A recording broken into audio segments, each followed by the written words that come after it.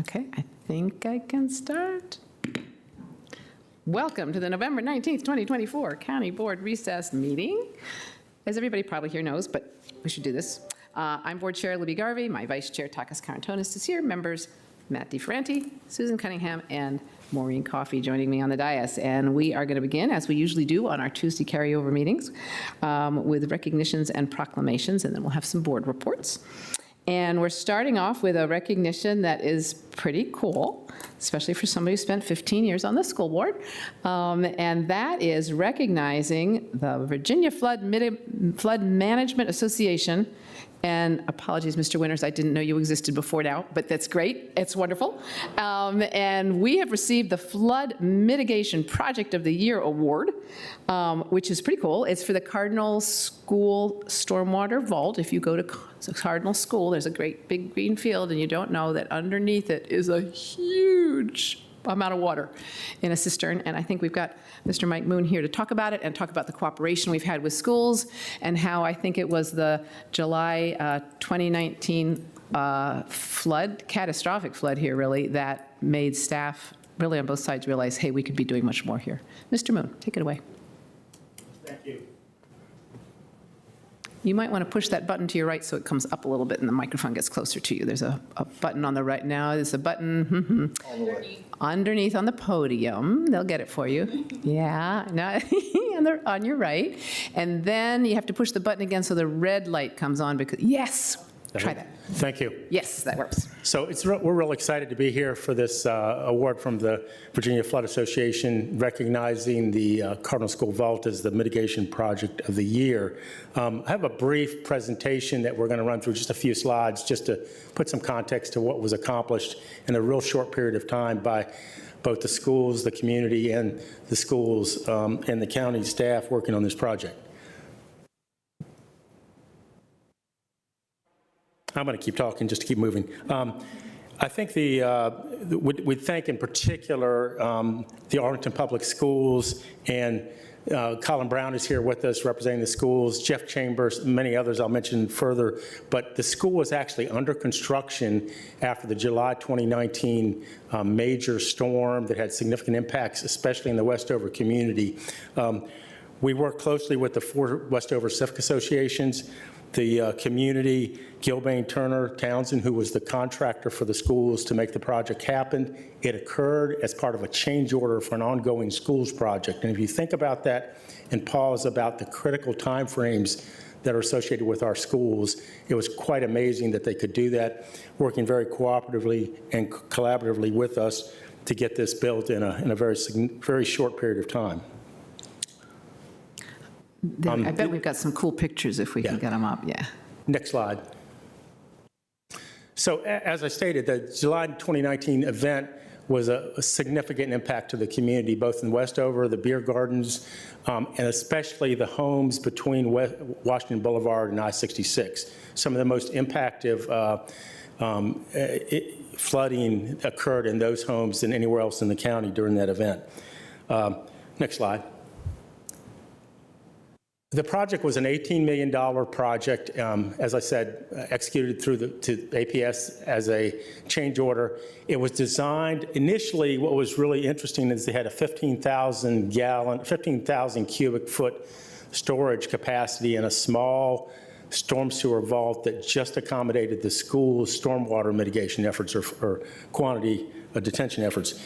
That was revised. We actually, as you can see, the concrete structures, precast structures in the picture here to accommodate over a half million cubic foot of storage for our stormwater detention, providing a 10-year design. It's size of over 6 Olympic sized swimming pools in its capacity. Next slide.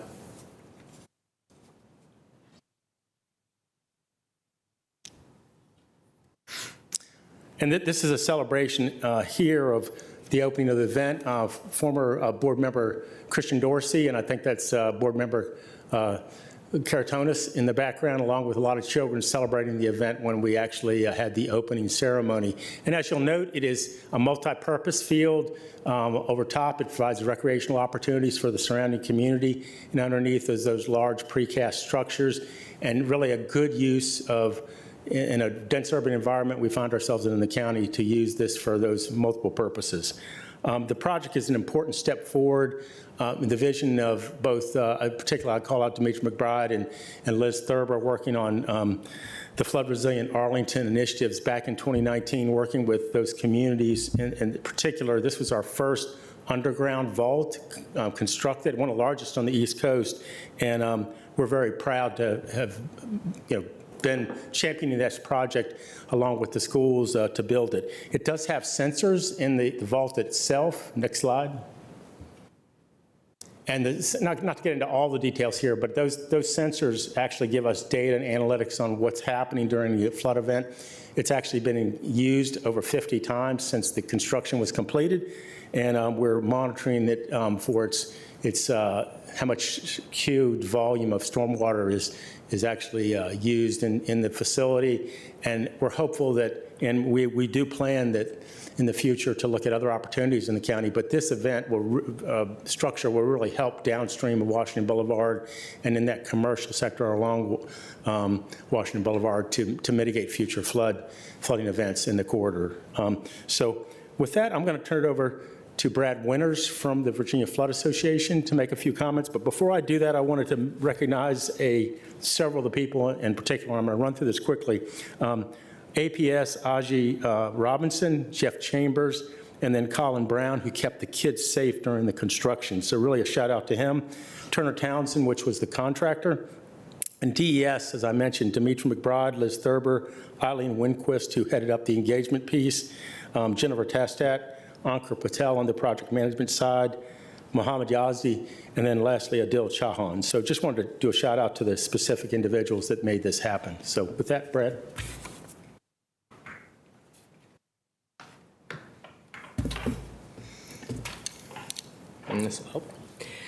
Afternoon. My name is Brad Winters. I'm the treasurer for the Virginia Floodplain Management Association. We're a group of professionals that represent state, federal agencies, local governments, and private firms that are dedicated to the application of proactive floodplain management across the state of Virginia.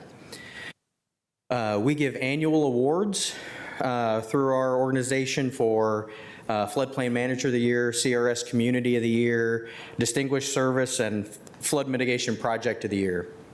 For the Project of the Year, we were impressed with the Cardinal School Vault's multi-use design, the county's foresight to partner with an existing planned project to increase stormwater storage in the watershed. We hope it'll be an example for the other communities across Virginia, and are happy to present the award for 2024 Flood Mitigation Project of the Year to the Arlington County. Thank you. Thank you. I think we should get a picture. Yeah, Is that I need some okay? pictures for the newsletter. for Yeah, sure. so come on up, Colin. I mean, come on up, everybody.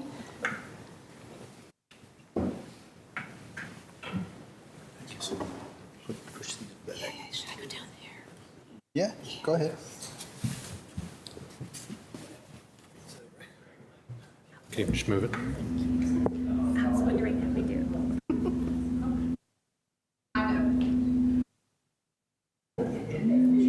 Nope. That give you enough? All right, 1, 2, 3. Thank you.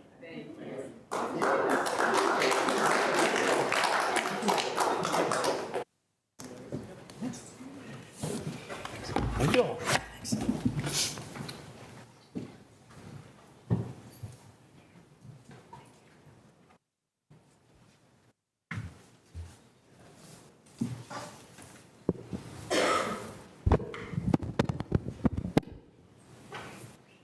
All right. Did I see, excuse me, yes? On this one, before you leave, I just want to say something super short, and I have no reports. On this item? Yeah. Oh, go ahead. Just as you're all leaving the room, just a huge thank you and congratulations. All of you may have seen the video of building that facility, and it's the coolest video that I've seen that the county has done. So, Great. Yeah, it's a cool project. All right, that brings us to the annual treasurer's report.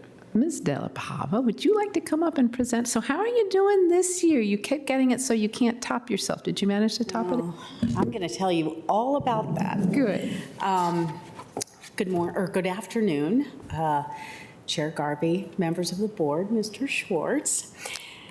As you mentioned, I'm here to talk about Arlington County's tax delinquencies for fiscal year 2024. But since this is the first, or the last time I'll be at the podium before Ms. Garvey retires, I wanted to take a moment to say how much I appreciate all of your hard work, dedication, and positive impact that you've had on Arlington and Arlington's citizens. Thank you. Right back at you, because without all that money, we couldn't do anything. Thank you.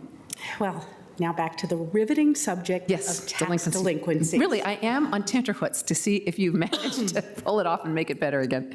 Well, I'm going to take you back to a slide that I showed you last year. It was fiscal year 2023, and after the tax due date, the October 5th tax due date, total tax delinquencies skyrocketed to over $15 million. And that was a number we had not seen since 2010. And it was such a difficult collection year that I was incredibly happy to see that one in the rearview mirror. So imagine my surprise when 1 year later, delinquencies after the deadline skyrocketed yet again, but to this time to over $18 million. And we haven't seen that kind of number since 2006, before I was even at the county. In 2006, we ended that year with a delinquency rate of 0.92%. In today's levy, that would mean at the end of the collection year having $10 million in uncollected taxes. So I'm very pleased to report to you that my team last year achieved a delinquency rate of 0.163%, which is 67% lower than we achieved in 2006 when we were faced with the same mountain of delinquencies. Instead of $10 million in unpaid taxes, we ended the year with only $1.8 million in unpaid delinquent taxes. As the orange bars in this next slide indicate, vehicle taxes are the lion's share of all delinquent taxes, both at the beginning of the collection year and at the end of the collection year. Vehicle taxes or tax delinquencies accounted for 60% of total delinquencies at the end of the fiscal year, or at the beginning of the collection year, and 40% of the total increase in delinquent taxes. Part of the higher vehicle tax delinquencies can be explained by the fact that Arlingtonians are investing in more expensive cars. So in FY21, 15% of cars that were assessed in Arlington County were valued at over $20,000. Now, over 25% of them are valued at over $20,000, which is a 73% increase. If you slice the data a different way, this slide shows that a startling number of vehicle tax accounts that went delinquent were opened in the calendar year 2021 and 2022. And in general, what we have found is that many people do not contemplate the annual tax consequence of a new car purchase. But further, these tax consequences are also exacerbated by the fact that Virginia's personal property tax relief has not been adjusted since 2005, while at the same time, the average price of a new car has gone from $28,000 to $48,000.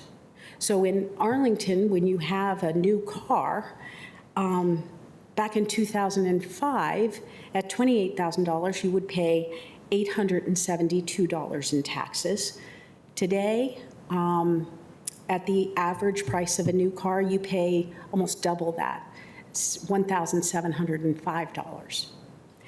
On that cheery note, we're going to switch to real estate taxes, which represent the largest part of the levy and are very critical to Arlington County. Like car tax delinquencies, real estate tax delinquencies also increased dramatically at the beginning of FY 2024. And as you know, tax delinquencies, real estate tax delinquencies occur throughout the county. But the good news is that we were able to reduce outstanding real estate taxes to a level not only lower than last year, but the lowest level that we have on record. And last but not least, we have business property taxes, otherwise known as business tangible taxes. And we started this collection year with business tangible delinquencies 23% lower than the year before. And that helped us, by the end of the collection year, reach another lowest level that we have on record for outstanding business tangible taxes. Not surprisingly, these delinquent accounts can be found in the business corridors of the county. And once again, from start to finish, this map reveals our progress. As you know, my favorite way to achieve a low delinquency rate is through delinquency prevention. The Customer Assessment and Payment Portal, CAP, is one of our most powerful tools to prevent delinquency, and we have 132,000 CAP profiles that have an open tax account in the profile. That allows us to send out over 500,000 reminder emails and about upcoming due dates, but also this year we had $57 million in taxes paid through our automatic bank debit program, kind of set it and forget it. That's a 10% increase over last year. And a fan favorite is our real estate robocall that we do 2 or 3 days before the due date if we haven't received an expected real estate payment. Some of us, however, still do not or cannot pay online, and for those customers, we go to them in their community. This year, again, we accepted payments at our satellite offices around Crunch at both Lubber Run and Arlington Mill Community Centers. It was exciting this year because we got to partner with our brand new Commissioner of Revenue, Kim Klingler, who had her staff available at Arlington Mill to help people directly in person.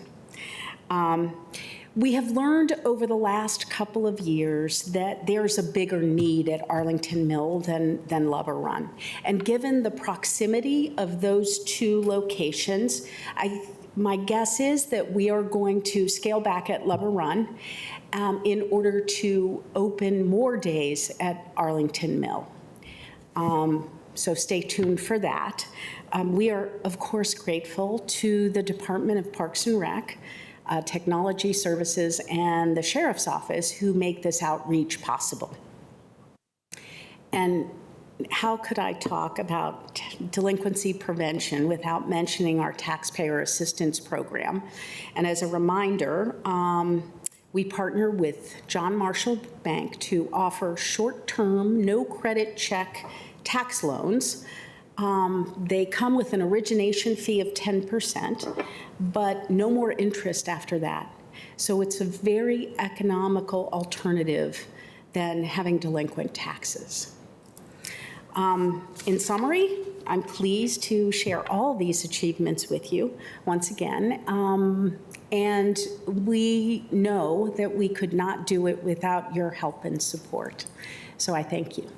Thank you. I'll see if my colleagues have any questions. This is a great final report for me, and I'm so glad to see you connecting with the Commissioner of Revenues and seeing that kind of partnership, which will benefit everybody in the county. So thank you both for that. Colleagues, any question for our treasurer, Ms. Cunningham?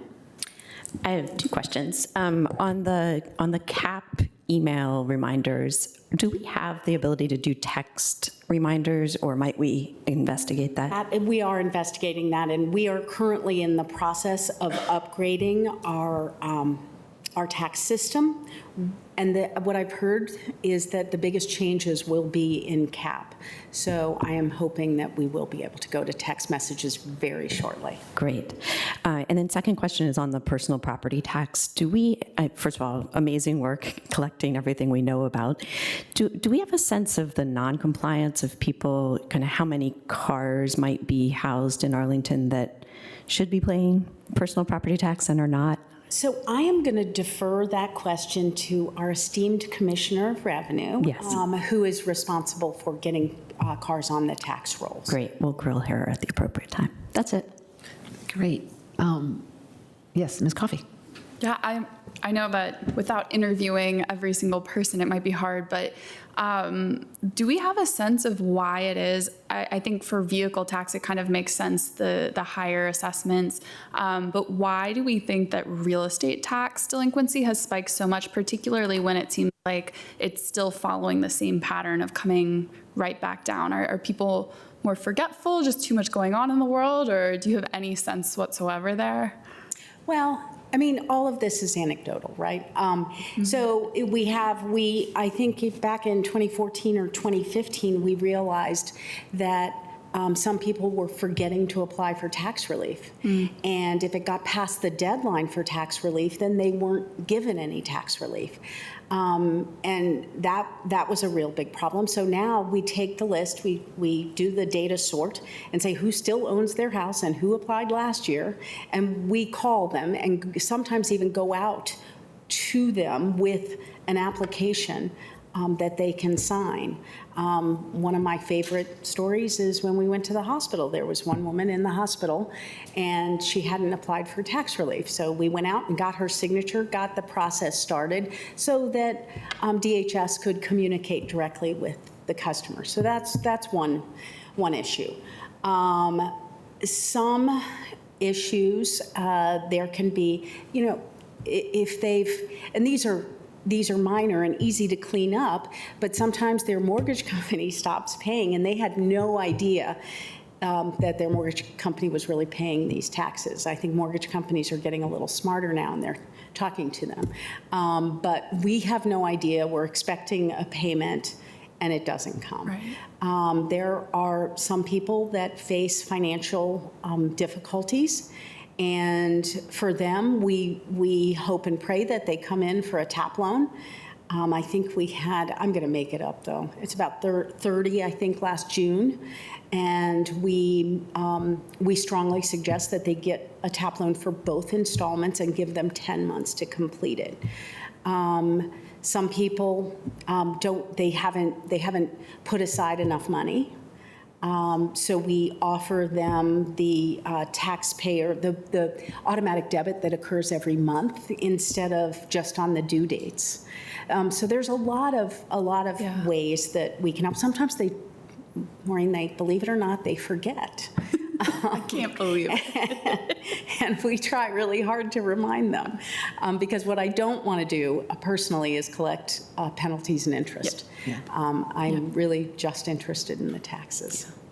Thank you. I'm glad you asked that question, because I think what you do, a lot of times it's older people who, suddenly you start to get older, you forget things, and all kinds of things happen. The woman's in the hospital, and that we try our best to help is I'm going really to bring up one other thing. Sure. Sometimes when people pass away and the property goes to their kids, but there's no official change in the title of the house, that can cause a lot of issues, because I'm more limited in what I can collect, because I can't collect from somebody who's not on the title. Some properties never get titled properly, and we end up having to sell the property. There was one property we had to sell 3 times, but that's another story. That sounds like a very interesting story. Oh, my. Yeah, thank you. Mr. Karantonis. Thank you. That's always extremely interesting, because it opens a window also in seeing how our constituents live, because they pay taxes as they, the whole process is reflecting of what's going on. And I appreciate your remark on the fact that vehicles have become very expensive. The average cost MSRP of a vehicle in the United States, I was just checking that earlier, it's $48,000 plus. And there are only 2 models in the market that are less than $25,000, which is crazy, right? So the problem is, and you said that people don't realize that they incur a tax liability when they buy a brand new vehicle. So what are the ways to make new car owners aware that they have to prepare for, not trivial amount of $1,700 a year, the first year at least? Kim Klingler and I have talked about that, and we are going to work together on an outreach program.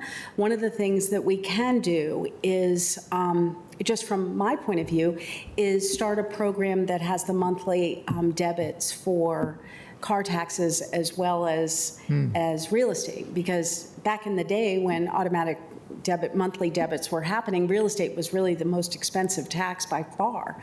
But now I imagine you'll see some car taxes that are as much or more than real estate taxes used to be. So that's part of it. The other thing that I want to notice, and I think we saw it the last time when Governor Youngkin ran, is they started talking a lot about car taxes. And I think we might see another political movement, either on a Democratic or Republican side, that talks about car taxes. And in fact, we get a lot of comments, amazing number of comments, saying that they thought Governor Youngkin had gotten rid of this tax. The expectation is there, and I think that with this increase all over, you're going to start seeing bills come in about personal property tax relief. And by all means, if you hear of a bill like that, I would like to know, because I'm sure the Treasurers Association would be very much behind having personal property tax relief at least, increased, a little bit over the years. I think it's really at this point needed. Something I can convey to you from conversations with my constituents I was meeting over the last few months is a increased appetite to collect taxes at a different pace, so in more installments. So there is, I heard that from more than just a few people. And the reason is that while they recognize that the tax burden is not unreasonable and they understand the value that they get for the tax burden, they also say that, especially in an aging community with on fixed income, even if this income is high and assets are not distressed, they are actually asking for more of a flexibility to pay in more than 2 installments. which More I, than one installment when it comes to vehicles. exactly. Yeah, So, because many counties do have 2 installments So for I just vehicles. want to invite you to maybe think about whether we have a way to be creative here. Well, and from my point of view, the creativity would come in offering monthly debits and the ability to do that. Pay as you can instead of just in the 2 installments.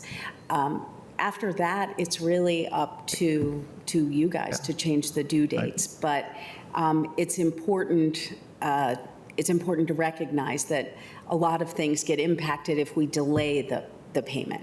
It's fine to move the payment forward, but interest income starts to be impacted, and I fully understand that. This is why I don't want to rush this. I also know that there is a heavy administrative penalty on everything that we're just discussing. Last but not least, how do you calibrate the locations for your satellite, tax service offices? You said that you want to move more to Arlington Mills. So what is what's the commanding variable there? A lot of it has to do with who we see that come into our office during crunch. We used to have 10,000 visitors come in the 2 weeks before October 5th. That was pre-COVID. Now, right after COVID, that was reduced by half. It was still, amazingly, 5,000 people still came in. I think what you're seeing now is, and the decision, the way we made the decision was this, a lot of times the people that come in person are Spanish speakers. Some of them are unbanked, and we use that, we actually did a map on who was coming in to us, and that's how we came up. Lubber Run we came up with because that was the place that was available during COVID. Arlington Mill was a big success for us because we wanted to move there. That's where we wanted to go to begin with. What I'm finding now, too, which is really interesting, is that because of check fraud and the washing of checks, it's amazing how many times this happens to people. They write a check and put it in the mail, and it gets stolen, and the amount and the name, they don't even have to change the amount with a real estate check. They just have to change the name. And so older people especially are becoming afraid to put checks in the mail. So we're seeing, more people like that come, and we get a lot of that in Lubber Run because I think the clientele there, especially during the day, are older Arlingtonians. We saw a Special Olympics trial when we were there last time. I want to go back to one thing, though. I forget who asked, but it was about the personal property tax relief. I think Loudon is putting forth a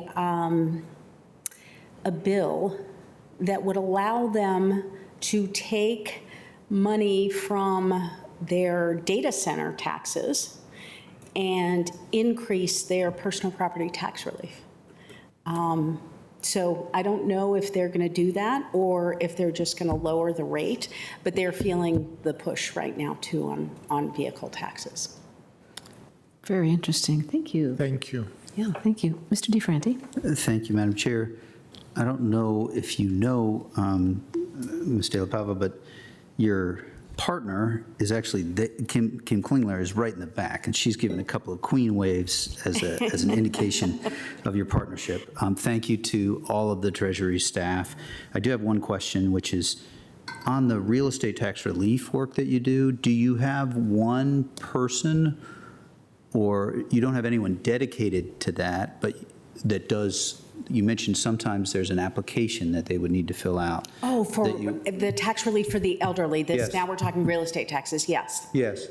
You don't have anyone specially who does that. It's just a couple of individuals that you work with on your team who would do that It's more often. they're in our compliance staff, and we have one or two people that work a lot on real estate, make outbound calls, that kind of stuff, and we would hand them that list to call and make sure that they were going to apply by the due date. During the last tax relief for the elderly work group, we changed you changed the due date for applications from August 15th to November 15th, which I completely applaud. But there are some people that wait till the very end, and so they will be delinquent for both their June installment and their October installment before we get a file that says basically that they are, that they're fine, that they're going to be relieved of taxes. Great, I may follow up. Thank you. All right, thank you. Well, really, in a way, lots to celebrate here. Thank you for making taxes, which nobody likes, but as fair and as easy and comfortable as possible. Really, really appreciate that service, and I hope you're going to go out and celebrate, and I want to wish you a happy birthday. Well, thank you. This is what I've always wanted to do on my birthday. I would think so. I'm sure. I'm sure. It's absolutely perfect. So anyway, have a lovely evening. Thank you. Thank you. No, we will not sing to you. It would embarrass everybody. Thank you. I really did want you to sing, but that's okay. Well, if you really do, we could do it. Happy birthday to you. Happy birthday to you. Happy birthday, dear.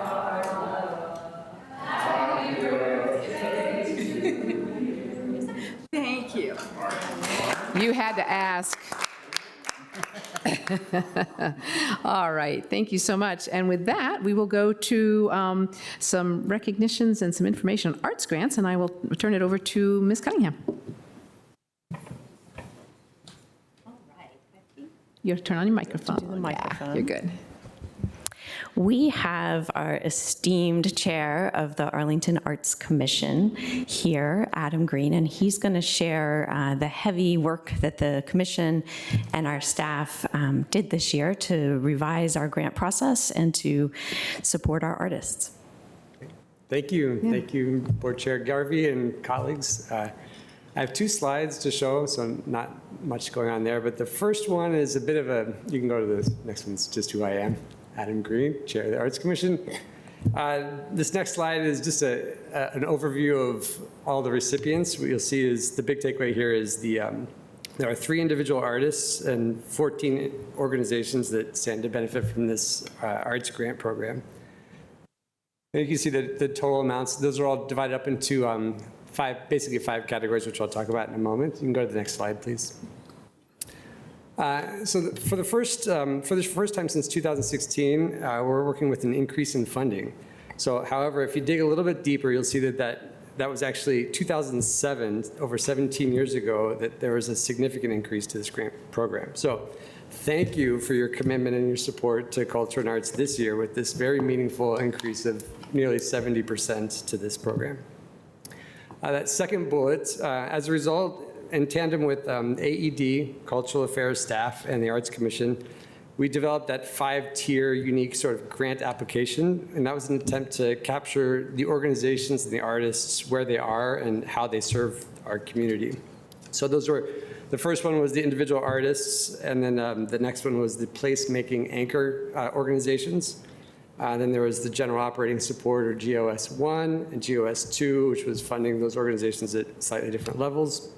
And then the last one was the cultural heritage groups. And that's what, that was one of the big renovations to the grant program that we made in that category. And that third bullet there, with this new funding in this grant, we were able to double the size of the individual artist award from $7,500 to $15,000, which led to a 200% increase in the applications for that part of the program. And not only that, but what was probably more of a benefit was the quality of the proposals was noticeably higher. So for example, one of the individual artists is Yassine El Mansouri. He's one of the individual artist grantees is a photographer. Yassine's project is aimed at celebrating the trade staff of the operations unit in the Solid Waste Bureau of Arlington. This project, it's not only designed to celebrate the wonderful people that are working in this department through portraiture, but it's also done in collaboration with student photographers. So this collaboration really captures the youth well-being through mentorship and done so in a very impactful setting. In that next bullet, we saw an average of 80% increase in the dollar amounts given to the various grantees. So this funding allows these organizations to just do more to address the challenges that they face here in Arlington, but also it gives them that opportunity to create and innovate in ways that was not possible before. And then down to the next one, the grant application questions that were asked of the grantees, they were adjusted to better align with your priorities as you've stated them, to include youth well-being. We saw that in Yassine's project, racial equity, and economic development. So for example, here, the Arlington Artist Alliance is one of our placemaking anchor grantees. They regularly engage with youth and equity through very meaningful events around the county. For example, the Langston Boulevard Alliance Earth Day celebration. The Arlington Arts Alliance had one of the most popular tables, gathering more than 300 kids participating in art projects ranging from African-American arts to just general environmental awareness projects. It was very meaningful. So those are the big points there. But in closing, I just wanted to say that Arlington is not limited to the arts and artists that are in this grant program. If we're able to continue showing our commitment to the cultural arts by growing this grant program even more, we'll find more artists and more organizations that will have a broader reach, impacting both economic development, but also elevating the cultural arts. Wow. Sorry. Also elevating the cultural arts as a defining character of what makes Arlington a very special place to live and also to visit. So thank you for your time. We're very appreciative of this funds, and I know the arts and the artists and the organizations are going to benefit tremendously from it. So thank you. Thank you. Ms. Cunningham, anything you want to add? Just a huge thank you to the commission and the artists and arts organizations for thinking carefully about how to enrich our lives and our community and executing with clear intent and expertise. So thank you very much, and especially to our AED staff who are behind the scenes making it really thrive. Thank you. Great. Thank you.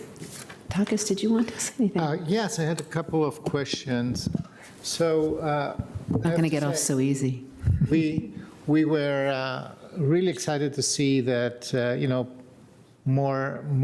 higher appropriation gets to more people and funds a bigger spread. Also, I really appreciate the strategic investment, for example, in the Modern Art Museum. My concern is about what I see as a structural problem, which is the underfunding or the loss of muscle mass, if you know, in the performing arts. I saw that Avant-Garde didn't get a grant, and I understand that there were kind of procedural issues there, but nevertheless, this is a loss. I saw that the National Chamber Ensemble didn't get a grant. I understand there are procedural reasons, but I believe this is still a loss. And these are relationships that we have with a lot of public money tried to maintain for decades. So I am a little bit concerned that it's better to formulate as a question. What can we do to not suffer these losses in the future? I think one of the easy things to do is just communication. And one of the things that we do really well on the commission is have a liaison relationship with these arts organizations. And however, that doesn't always account for the organizations that we haven't granted to in the past. So those liaison relationships are designed for the grantees that are in the program.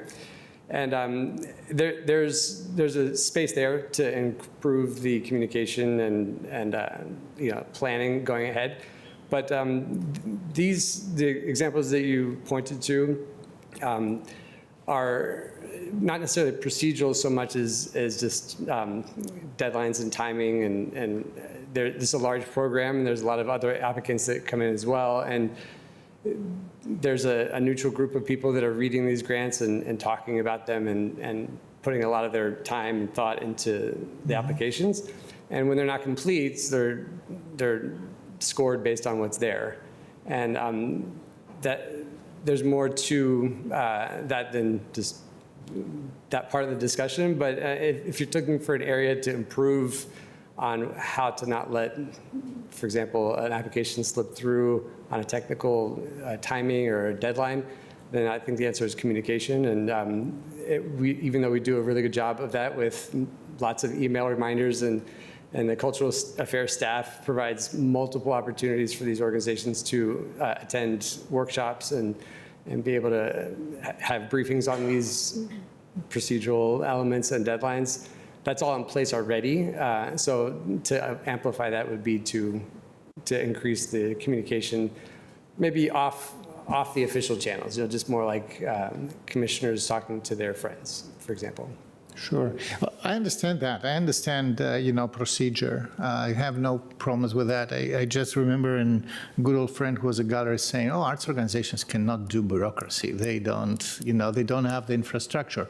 And in addition, they really depend on these grants. So it's not like, oh, they lost a little bit here, a little bit there. And sometimes it's really critical. And for a place that tries with this program to support at minimum, an art scene here. These are important considerations. Flexibility has to be part of the program because it's arts organizations. It's part of the nature of the business. Yes. So thank you anyway for the thoughts. Yeah, thank you. All right. Thank you so much. I really appreciate it. I think the more we can infuse the arts in the community, the better. And I think that's what you're working on. And I think we're heading into some very difficult times. And one of the ways humans get through tough times is with the arts performing. And maybe it's not, a real big glitzy show, but there's all kinds of ways that humans cope with tough times, and the arts are usually involved. So I think you're going to play an important role coming up. And thank you for your work. Thank you so much. Thank you. Yeah. All right. That brings us to, no other reports, the chair's report. And I've got a number of items here. Going to start with the 2050 update, which we've been doing kind of regularly, but this time I'm going to ask Kristen Clark, who's been carrying the water on this for us, to give us a bit of an update.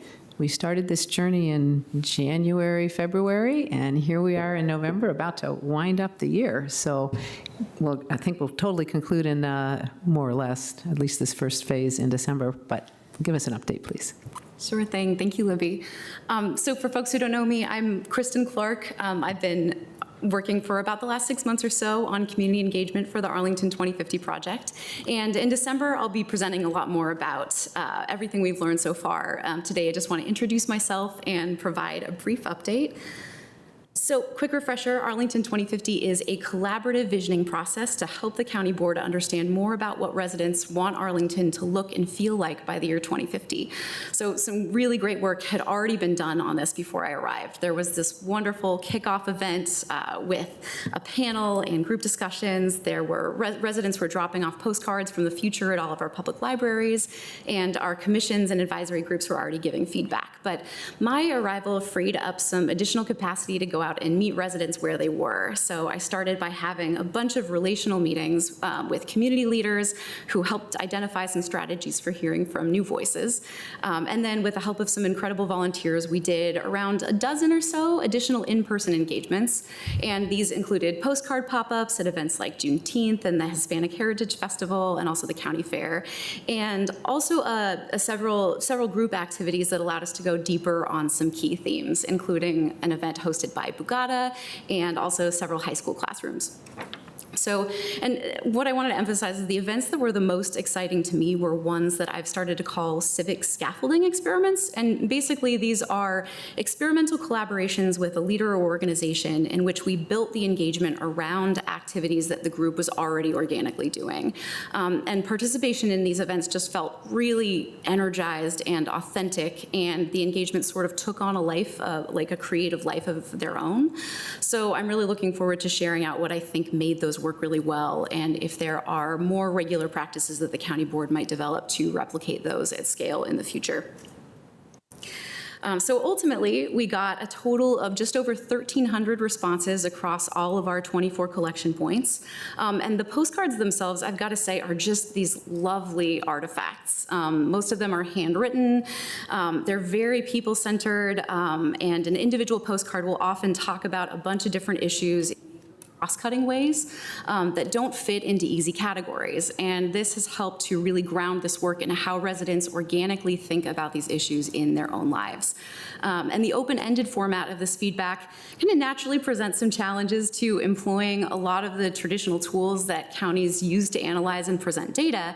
But those challenges have all been these wonderful invitations to look at community feedback in different and new ways. So for instance, there could have really been this, strong temptation to sort of chop up the comments by topic area and then tally up votes for competing priorities or visions of Arlington.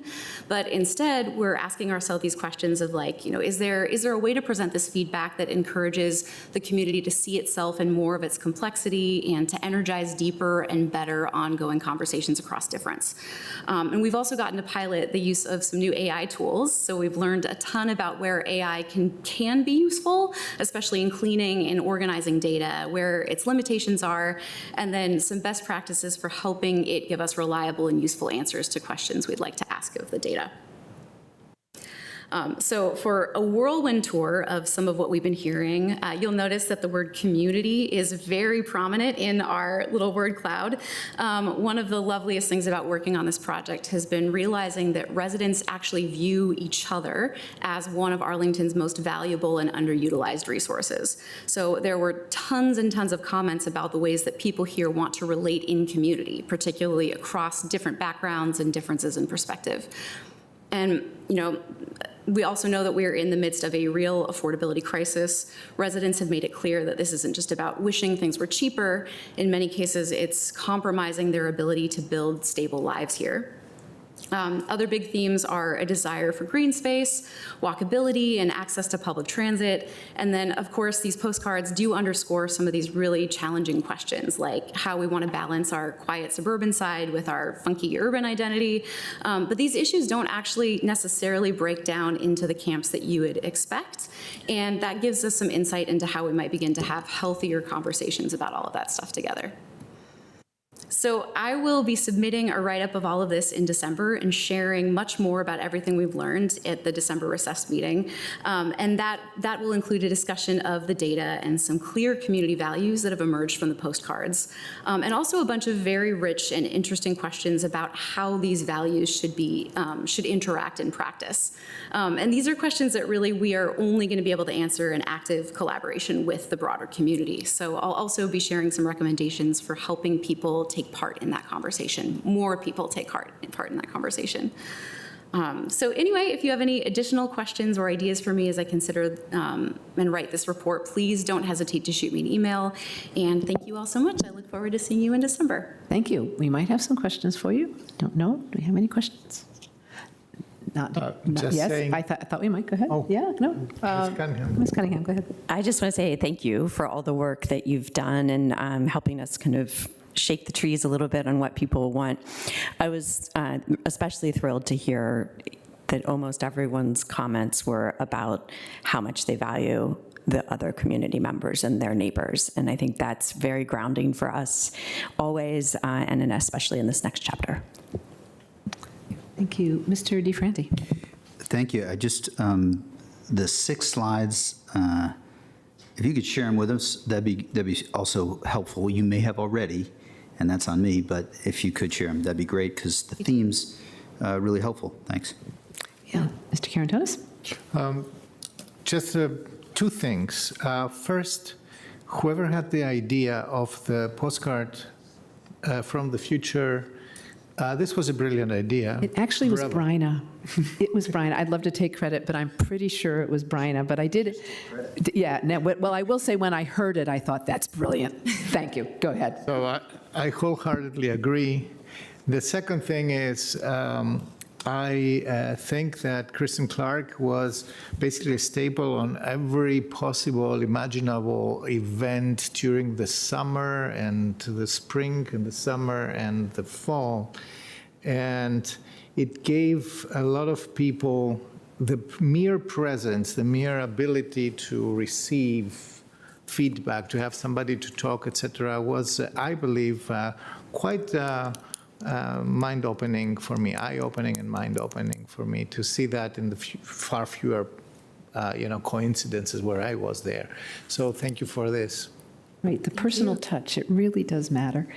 All right, Ms. Coffey. I'll just add the last thing, which I know we've talked about a lot, which is just the importance of presenting that information in the not this or that, but this and that. And I think I'm really looking forward to December and seeing the final presentation, but also really how we move forward in our future conversations with that mentality that, you know, things require trade-offs, but they're not mutually exclusive. And so we have to work through, you know, overcoming challenges, but we don't give up on any one thing just because it's hard. Yeah. Thank you. Well, thank you, Ms. Clark, who was brought in part because the cards kept coming and coming and coming, and how are we going to deal with them, which was the question that we started out with. And it was such a good idea, so let's just do it anyway. We'll figure it out as we go. And finally, we got some AI help along with you. So I really do look forward to December, because I think this is something different from what we've done before. And I want to thank my colleagues and our staff for actually being willing to take the risk to do something very differently than what we've done before. So we'll see where we get with December, but I'm already just delighted with the work so far. Thank you. Thank you very much. Yeah, great. All right. The next report is just, I saw this news clip. I think, Ms. Coffey, were you the one who sent it out to us first, I think, from Bloomberg? I think you might have been. I mean, I get most of my news feed from you before anybody else. Anyway, and I just saw that. I said, oh, we've got to talk about this. So I've got a couple of slides. You know, in this era when everybody is so down on government, and that even includes here in Arlington, often we're a pretty well-run place. We're not perfect. We need to do things better. I get it.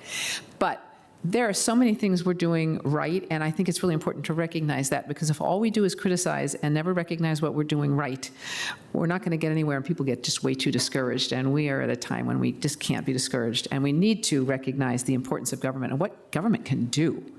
So this is pretty cool. I mean, there are a couple of quotes up here. I love this. While never very dangerous, Arlington County, Virginia was not always such a safety standout. And it really came out as they thought, really, as we got into the more walkable urban neighborhoods. So here is this was a study, not a study, actually, I'm sorry. It was a reporter for Bloomberg looked at CDC data, kind of came up with his own conclusions. He was actually apparently focusing on New York City at first. And this is what kind of came out. And I think he thought, well, look at that, Arlington, Virginia, what's going on there? So he did an article, which is great. And the fact that becoming more like a city has made us less hazardous for drivers and pedestrians and bikers was great. He talks about the urban stuff, but he never talks about Vision Zero, which is relatively new, but I want to do a shout out for that, because I think there are a lot of government policies and a lot of hard work by staff over time that has really made a difference, and this shows that it pays off. And so I just want everybody to take a, sort of a takeaway that good government really does make a difference in people's lives, and we can do this as much as we get criticized and as much as people think that there are all kinds of problems, and there are, but there are a lot of good things that are going on. So this is really cool where we stand out. And is it a perfect thing? No, there are other ways I'm sure you could look at it. Am I saying we're the safest community or place? No, but we're pretty darn good, that's for sure. Next slide, I think the next one is on the accidents, I think. Let's see. Yeah, this one. How many times have we talked to people who are upset about traffic, and we're doing development in the National Landing area places, and everybody says, but the traffic is going to be terrible. And when you do it right, the population grows and the traffic goes down. And we've been saying this for a long time, and it's just really important to point out kind of what we've been doing. This one ends in 2015, but I am pretty darn sure that bar graph continues to go down. So it's just a little bit of a story here on Arlington. I wanted to give a shout out to everybody. I actually had some nice notes that were prepared for me here. I want to make sure I don't miss it. I think mostly I just wanted to say we're in a community that's been for decades working on smart development, working on creating a good place for people to live, everybody to live. And we've got public safety teams that have been working on it. We've got transportation departments, our Vision Zero staff, our community planning, housing, CPHD, planning, housing, and development, county managers leadership, board leadership on policy, and then all of our residents who work on various commissions and things are supporting us in this work, and it's paying off. And I just wanted to give a shout out to us, I think, to Arlington County. So that's why I wanted to bring that one forward. I think that's the only other slide I had on that one, so thank you. And then last, we have a little report on the ranked choice voting feedback. I know, we just finished an election that people maybe don't want to think about too much. But we still have this issue, or you all, I will not be here, on ranked choice voting and what to do moving forward. So we are seeking feedback and have asked for that, and I think people, again, were just kind of tired, so we weren't getting as much feedback, and we've decided to take out a little bit more time to get more feedback from folks. So please, it's been a long election cycle, but please, if anybody's watching, tell your family, friends, neighbors, just, if you'd like to share your thoughts, we would be happy to hear them by the end of the month, and then we'll get a report out on what we've learned, and that will inform what you all do in the future. So thank you. All right, anything else? I think not on the chair's report. I think that brings me to appointments, colleagues. All right, I would like to move the following appointments. To the Arlington Partnership for Children, Youth, and Families, reappoint both Stephanie Brown and Kristen Riley for terms ending November 30, 2026. To the Audit Committee, reappoint Thelma Askey for a term ending October 31, 2026. To the Aurora House Advisory Committee, appoint Lauren Moore for a term ending December 30, 2028. To the Community Criminal Justice Board, appoint Wendy Crawford as chair. She is chair of the Arlington Community Services Board, and we're appointing her to the committee. And it's by virtue of her position with the CSB, so there's no appointment term there. To the Crystal and Pentagon Cities Council, appoint Stacy Meyer as the AHCA representative for a term ending November 30, 2026. Reappoint Harmer Thompson for a term ending May 30, 2026. To the Economic Development Commission, appoint Betsy France for a term ending November 30, 2027. To the Forestry and Natural Resources Commission, designate Carolyn Haynes as chair for a term ending December 31, 2024. To the Neighborhood Complete Streets Commission, reappoint Richard Gibson, Eric Goodman, and Aaron Schutz, but all for terms ending November 30, 2027. To the Sports Commission, reappoint George Thompson for a term ending November 30, 2026. A second is not required, so all in favor of these appointments and the motion, please say aye. Aye. Aye. Motion passes 5-0. Thank you so very much. And that brings me to board member reports, and I believe we have something from you, Vice Chair Karantonis. Oh. You're up Thank next. Thank you, Madam Chair. I have a really exciting topic. I mean, a lot about data today. Mr. Mason, Mr. Clerk, can you please put the slides up? There are a few. Without graphs and. So what this is about is, thanks to, we have been thinking for a very long time whether our commissions and advisory group, we just appointed more than a few people to these and reappointed some. And we always think, and we are asked actually from our constituents whether, what are the criteria? Are you checking the demographics? Are they really representing, the average in Arlington? How do they track with our general demographics? And this was a hot topic of conversation among our teammates in the county board office for quite a while. And I have to credit all of them, especially Mr. Barrera and Sandra Calixto Mendoza, for designing a questionnaire that they distributed among our more than 290 commissioners in more than 30 advisory bodies to test the demographics. One of the amazing things, and this is we got about 60% of responses, which I believe is a very high number. It shows very good engagement. And it gives us some significant insights on how the demographics of our commissions are today. Also, I have to say thank you to all 173 respondents because they also added a lot of comments and helpful insights from their point of view. We're still working through that. This is just a first glimpse or first take on the results. So the objective of the questionnaire was A, to identify gaps in representation and diversity within the advisory groups and our commission system. B, to learn more about obstacles to active participation. C, to develop a focused outreach and recruitment, and to develop focused outreach and recruitment strategies for future vacancies.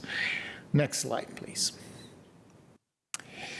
So one of the first questions was, how did you hear about opportunities to participate in advisory groups? So how people know about this? So more than a quarter, 27% from the Arlington County website, which surprised me. I thought that it would be a little bit less, but it was still 1/4. 26% from a current or a former member, which is a very specific type of word of mouth, and 13% from word of mouth in general. So the vast majority is, through coming into relation with Arlington County, coming into in contact with our media or with the people who are already commissioners.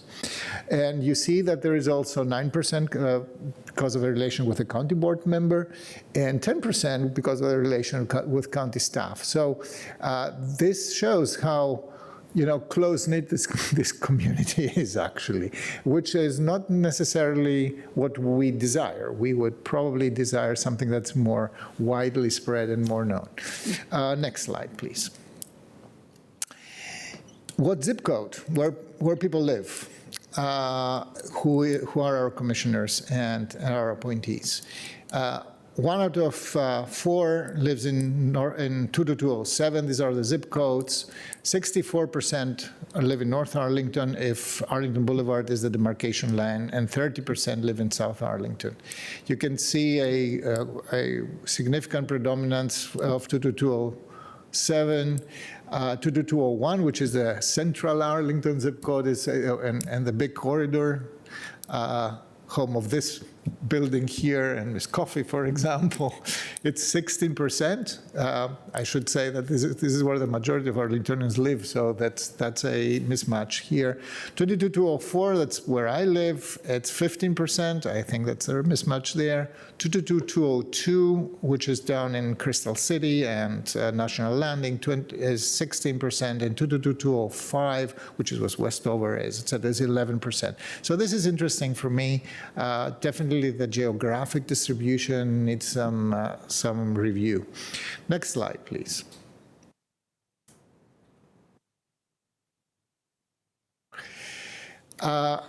One thing that we asked is whether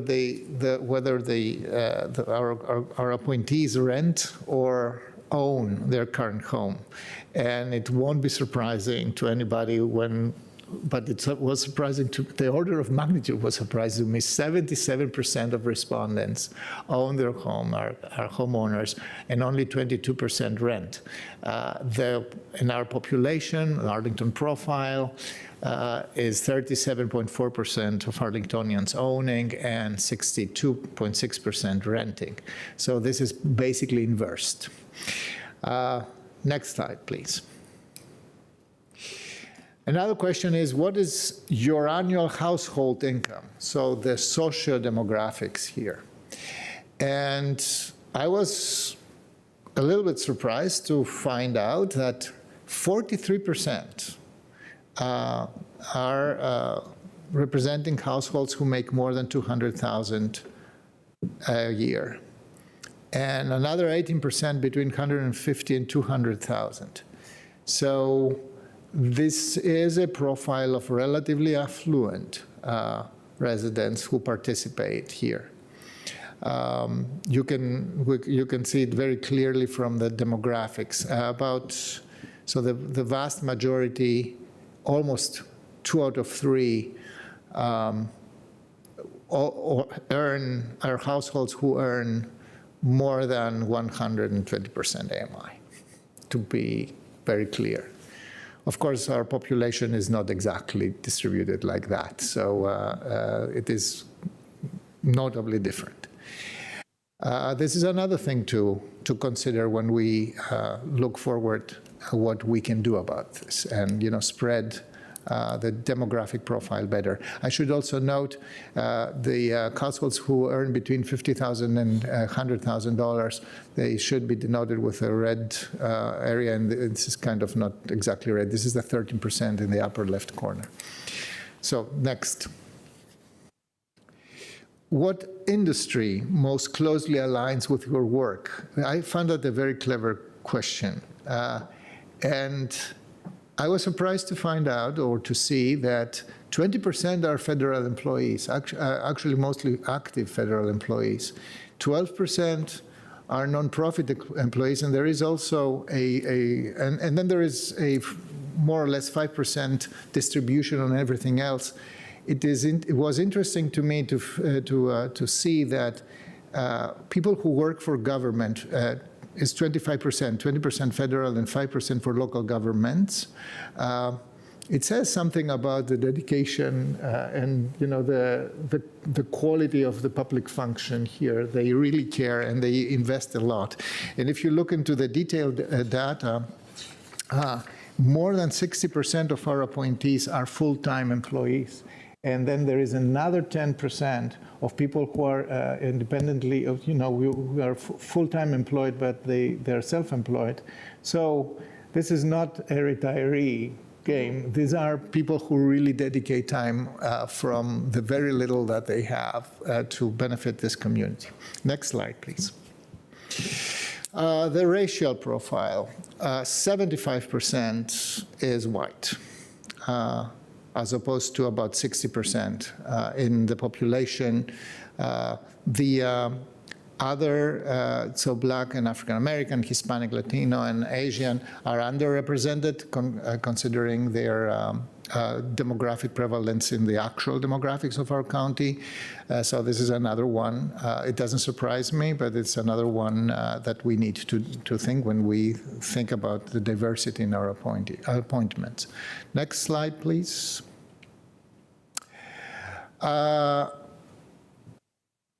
The question was, do you experience obstacles in attending in-person meetings or otherwise in actively participating in advisory group activities? This has been, especially during the pandemic, but even before the pandemic.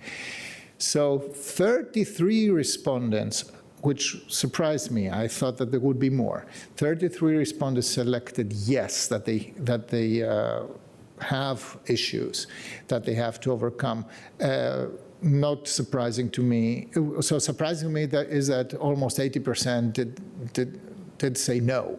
I don't have any problem. I can participate. But from those who said yes, almost half of them said childcare is a problem, and they should have time commitment, transportation, etc. But that's something to consider as well. I was a little bit surprised about this. Next slide, please.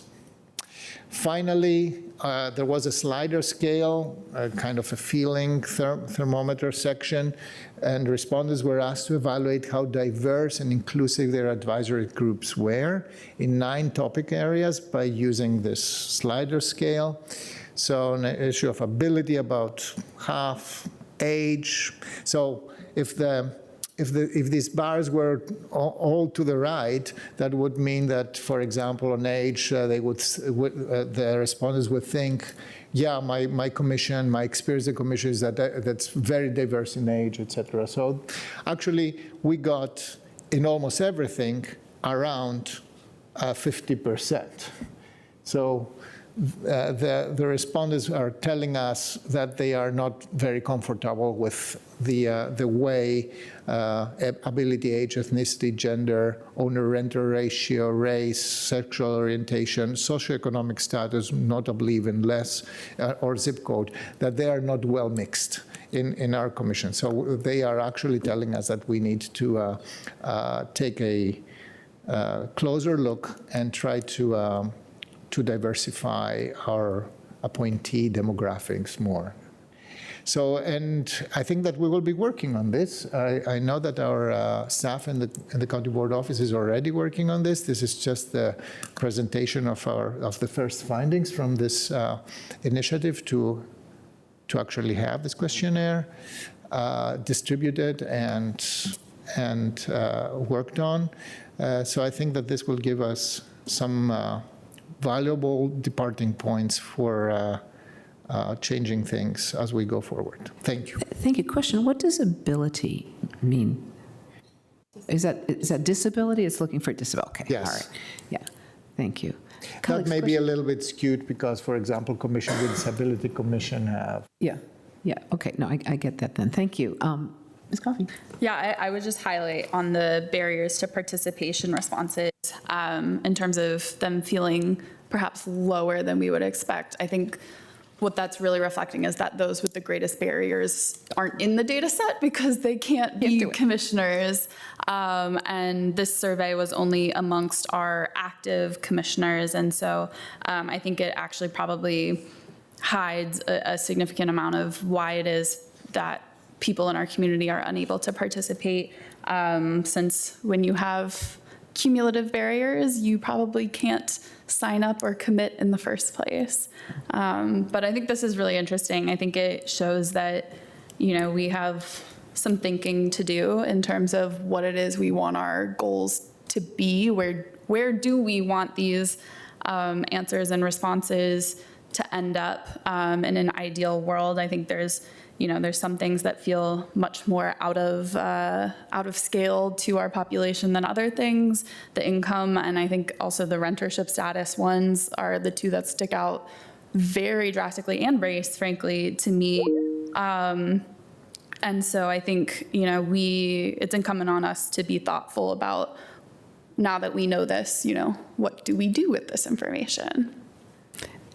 And it gives a great baseline, really good baseline. Any other comments, questions for Mr. Cantone? Sorry. Great work. I mean, a lot of work went into this. And I think I was surprised at the response rate. It was better than I expected. I think that was really good. Yeah, but again, it doesn't surprise me that most people that participate don't experience barriers, and the people that don't have barriers don't participate. So, but it's really great to identify that. Okay, I think we are ready to turn it over to the manager's report. Mr. Schwartz, I think you've got something for us on childcare. Yes, I do. Thank you, Madam Chair. With us in person today is Anita Friedman, Erica Gibson, and Caitlin Hutchison. We also have Tabitha Kelly, who's here virtually. And they're going to give you an update on all the childcare work we've been doing in the county. So first is the overview of the updated risk and reach study, which is a compilation of childcare-related data. Next, they're going to tell you about what's been happening to coordinate early childhood care and education services and resources at the regional level through the state's Ready Regions initiative. And if that wasn't enough, they're going to share information about childcare work happening outside of DHS, such as our notice of funding availability. It was released by the manager's office, and zoning ordinance changes being worked on by our Department of Community Planning, Housing, and Development. So I'm going to invite Erica, Caitlin, and Anita to come up. The room is your oyster. You can pick any place in the room you want to talk from. You can do it from there or up here, whatever you want to do. That's okay. We do have some slides. I'll start, and I think I'll hand it off to Erica and then Anita. Thank you so much for having us. As the county manager mentioned, we're going to start with a very brief overview of our updated risk and reach study. The study itself is about 90 pages, and we'll share that in its totality with you, but we just wanted to provide some highlights, and then we'll talk about Ready Regions and some other efforts that have been underway. Next slide. All right. And first and foremost, I wanted to make sure that we highlighted our vision, mission, and values, which were updated just a few years ago. They really ground all of our work, and especially this effort. So our vision is a just and equitable community that is healthy, safe, and economically secure and free of systemic racism. Our mission is in solidarity with Black, Indigenous, and people of color to create an equitable access to the resources and opportunities needed for every community member to be healthy, safe, and economically secure.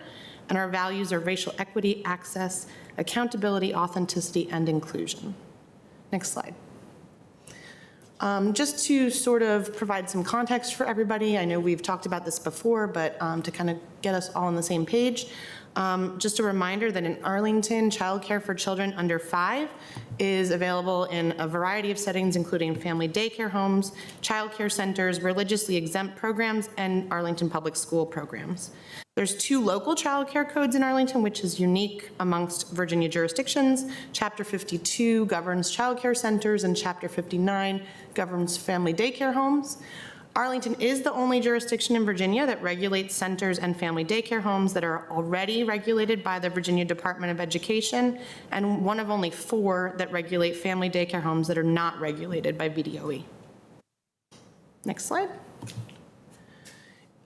Just a refresher on the Child Care Initiative. In 2017, the board instructed DHS staff to develop a work plan to expand and improve upon child care services in the county. DHS worked with CPHD, DPR, and others to begin work on the Child Care Initiative. Those were guided by an action plan with 3 main focus areas: accessibility, availability, and quality. But then in 2020, CCI work was put on hold due to the COVID-19 pandemic. Next slide. The Risk and Reach study was originally compiled as part of the Child Care Initiative in 2017, and it offers a detailed overview of child care related data for Arlington, including demographics, workforce data, risk factors, school readiness, and child care capacity.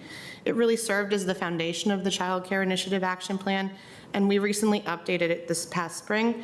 And I just want to note that much of the data that's included in the document is based on a point-in-time snapshot. Next slide.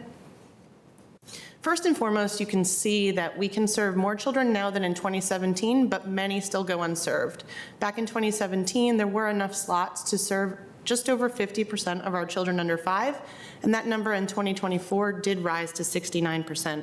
It's important to note, however, that the number of children under 5 has decreased in that time period as well, as the child care slots has risen. You can see that in the right-hand side of the screen, the under 5 population is 12,820, and we have 8,884 child care slots to serve those children. Not everybody using a child care slot in Arlington is an Arlington County resident. However, many people who utilize those slots are individuals who work here.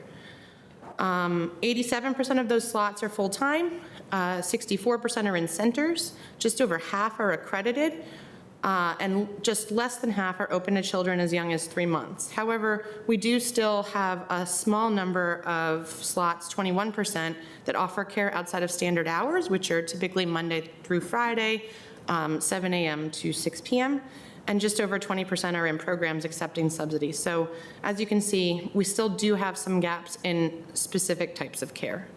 Next slide. You can see that, as was the case in 2017 and is still the case in 2024, childcare does lead to better school readiness. For children who had some sort of childcare prior to kindergarten, they scored an average of 28 percentage points higher on their kindergarten English assessments and 23% higher, or percentage points higher, excuse me, on their kindergarten math assessments. And in Arlington, as was the case before, care continues to cost more than in our neighboring jurisdictions.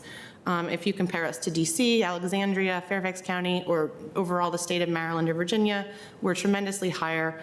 The average cost is $45,240 a year if you put an infant and a 4-year-old in the average child care center. And for an average family of 4, that's going to constitute about a third of their annual expenses. Or I'm sorry, their annual salary. Next slide. And then we wanted to highlight that we see the largest need for childcare in zip code 22204, but the zip code also has some of the fewest resources. Just to provide an overview of the demographics in that zip code, there are just under 4,000 children under 5, which makes up 31% of the children under 5 in the entire county. In 2022, we had 579 births in that zip code, which made up almost a quarter of the county's total births. So we're seeing an increase in children under 5 there, even though countywide the number is decreasing over time. 75% of elementary school age children in that community identify as BIPOC, and there are 1,747 childcare slots that are known to the licensing office. But at the same time in that zip code, the median household income is $105,674 a year, which is almost a quarter lower than the median household income for the county overall. And we have 1,086 children 5 and under that live below 200% of the federal poverty level. And at the same time, the maximum number of childcare slots that accept the childcare subsidy is only 218. And I say maximum because in a center or a family daycare home, we don't always know exactly how many slots are allocated to the childcare subsidy program. There might be 50 slots and they accept the subsidy, but one month they might have 5 subsidy children and the next month it might be 2. So it's not always like a set number. So we see a lot of need in that community and we continue to work to meet that need. I'm going to hand it over to Erica to talk a little bit about Ready Regions. Thank you. Good afternoon. So the next slide, please. So the next couple of slides, I will give a brief overview of a new state mandate that has come about for child care programs throughout the state of Virginia.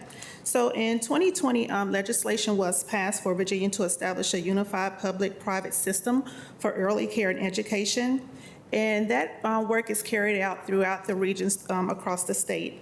And Ready Regions basically is a regional network that is responsible for building early childhood systems and coordinating early childhood care and educational services.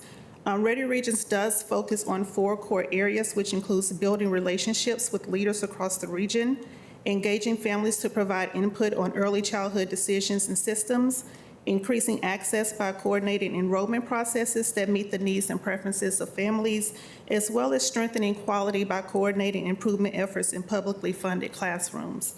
Virginia has 9 Ready Regions across the state, and our Ready Regions in this area is considered Ready Regions number 7, and it consists of Arlington County, Fairfax County, Alexandria City, City of Fairfax, and as well as the City of Falls Church.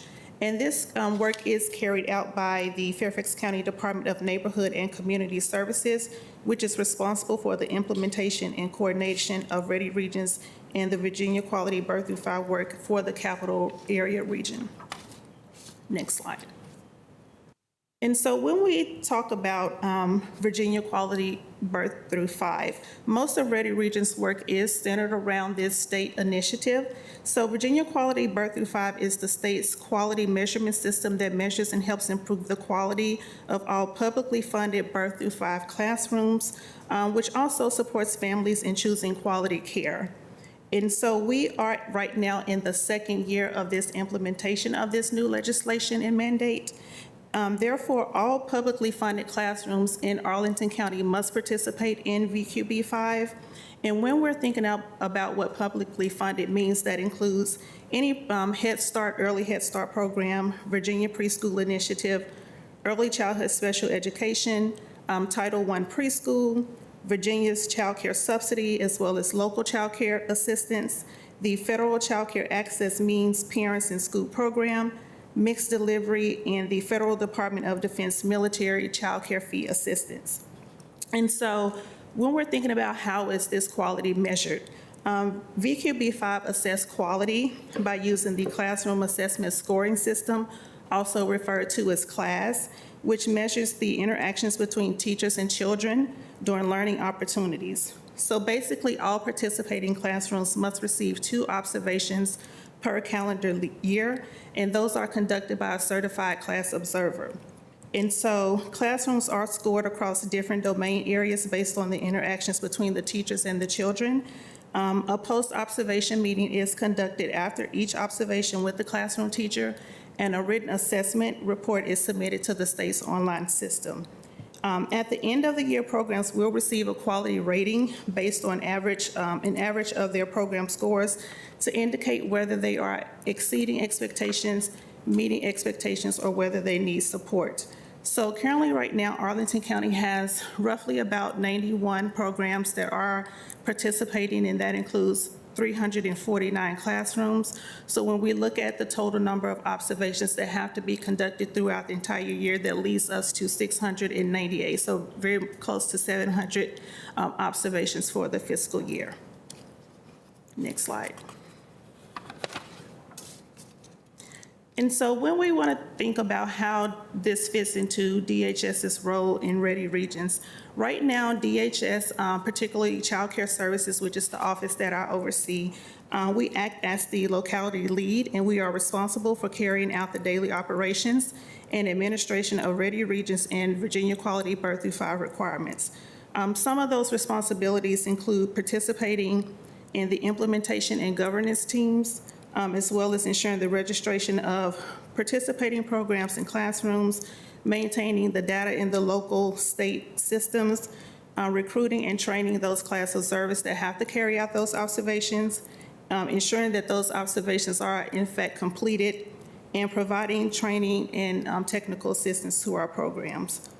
Because this work is mandated by the state and written into law, the implementation and execution are ongoing efforts that will continue to be carried out by DHS, and some of those immediate efforts that we need to focus on includes family engagement, which basically means we need to establish a family council or identify members to serve on the regional council, as well as develop a local coordinated enrollment strategies with Arlington partners to evaluate enrollment processes, determine strategies or next steps, or develop a plan for regional coordinated enrollment systems for families. Next slide. And so now Anita Freeman will come up and just kind of talk about, or Caitlin? Caitlin, I'm sorry, we'll talk about some of the additional efforts that we have. Thank you. Thanks, Erica. So some of the other efforts that have recently either happened or are currently underway related to childcare include the childcare licensing management system procurement, and that was actually in Erica's office. There had not been a comprehensive system that was used to manage all of the licenses across providers in Arlington, and so that was recently completed, and they're currently in implementation, which we expect to happen over the next 9 to 12 months. In addition, there were a couple of notice of funding availability announcements that were either recently completed or are underway. The first was for affordable quality childcare, and that the intent was to expand access to affordable quality childcare and center-based programs by funding one-time capital expenses. And that resulted in 5 grants that totaled just over $4.4 million and will provide roughly 136 new affordable slots over a period of 5 to 25 years, depending on the program. Also, the NOFA for childcare capacity building and quality improvement, just to skip down, is currently open for proposals, and that closes at the end of December, on December 20th, 2024.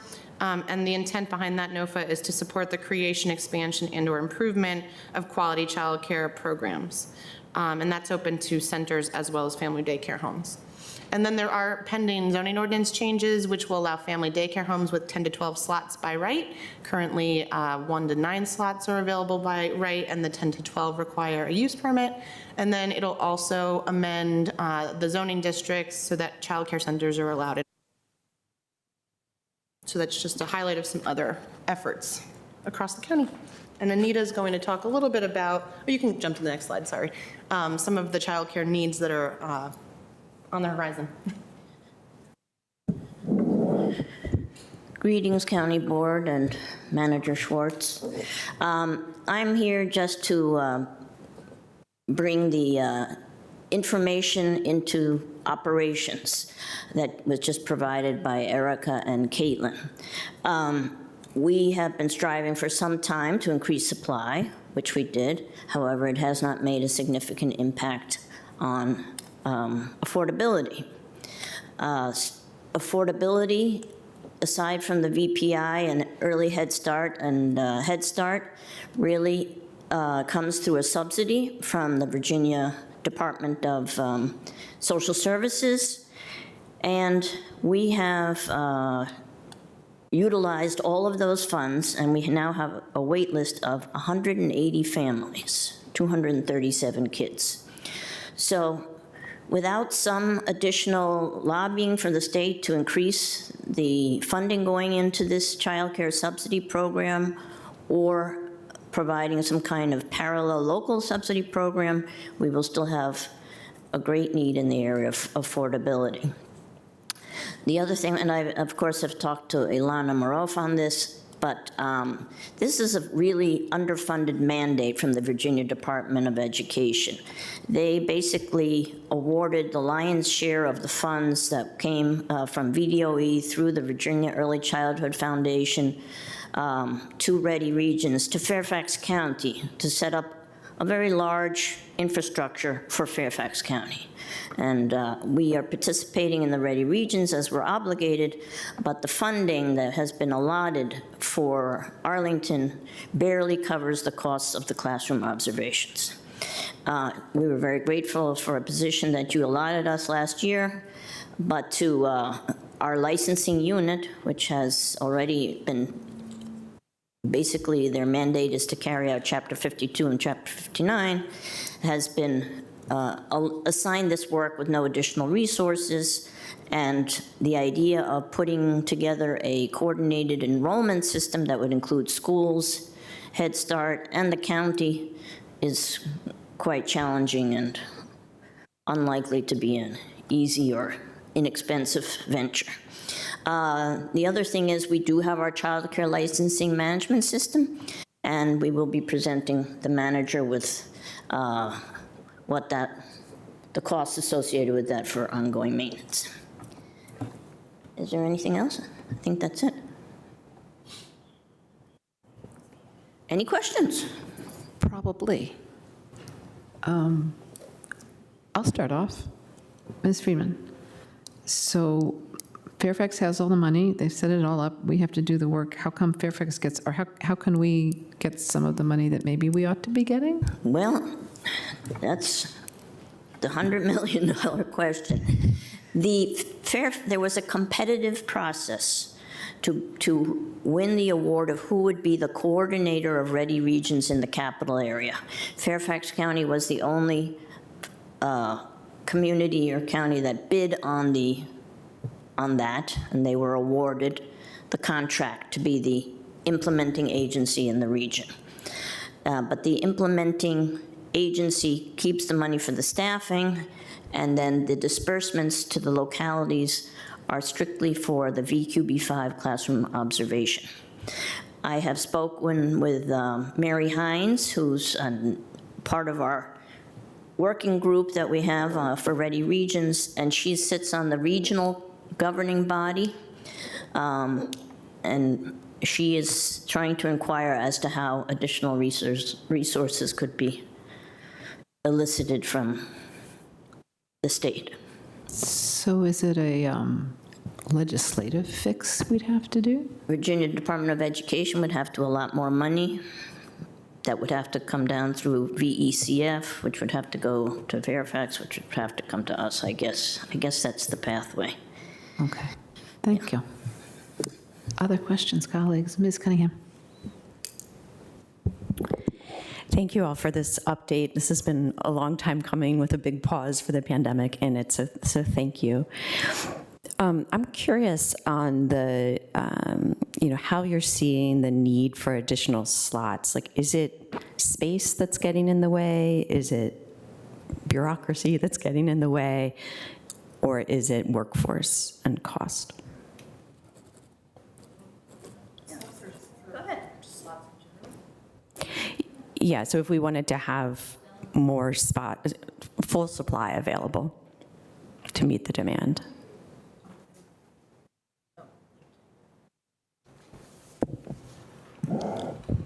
Okay, can you hear me?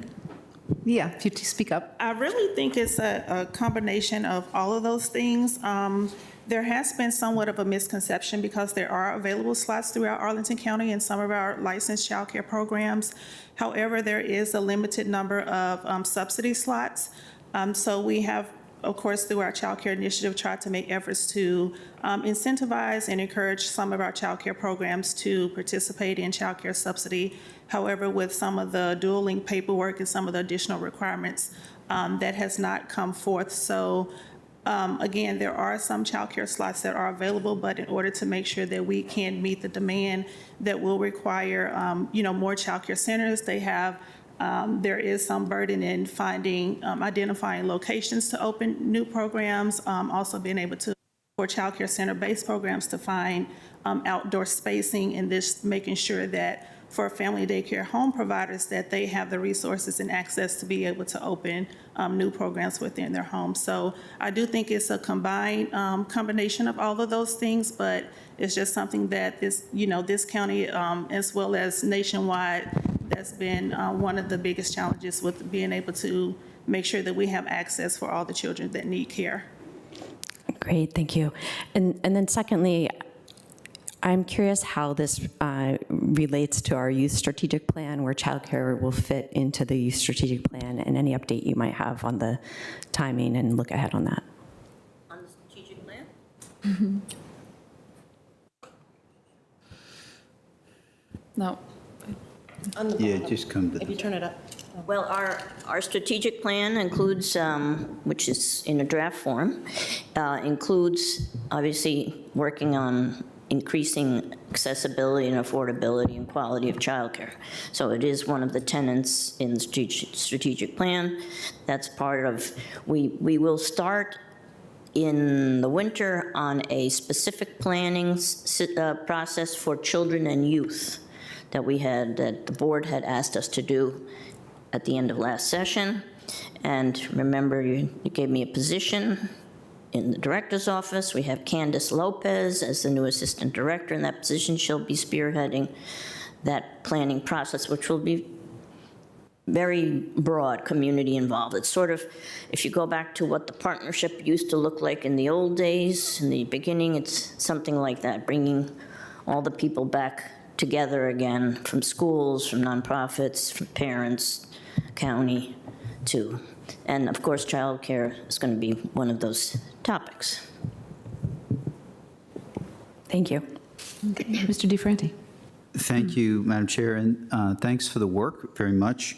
On the last slide, Ms. Friedman, but also all three of you, I assume that we will work in addition to the legislative or regulatory fixes through Richmond, that through the budget process, there'll be requests that'll be vetted and Yes. but I'm keenly interested in trying to, I'm mindful of a tight budget, but I'm keenly interested in trying to see what we can do to address some of those items in the last slide. And then a question on access and affordability related to 22204.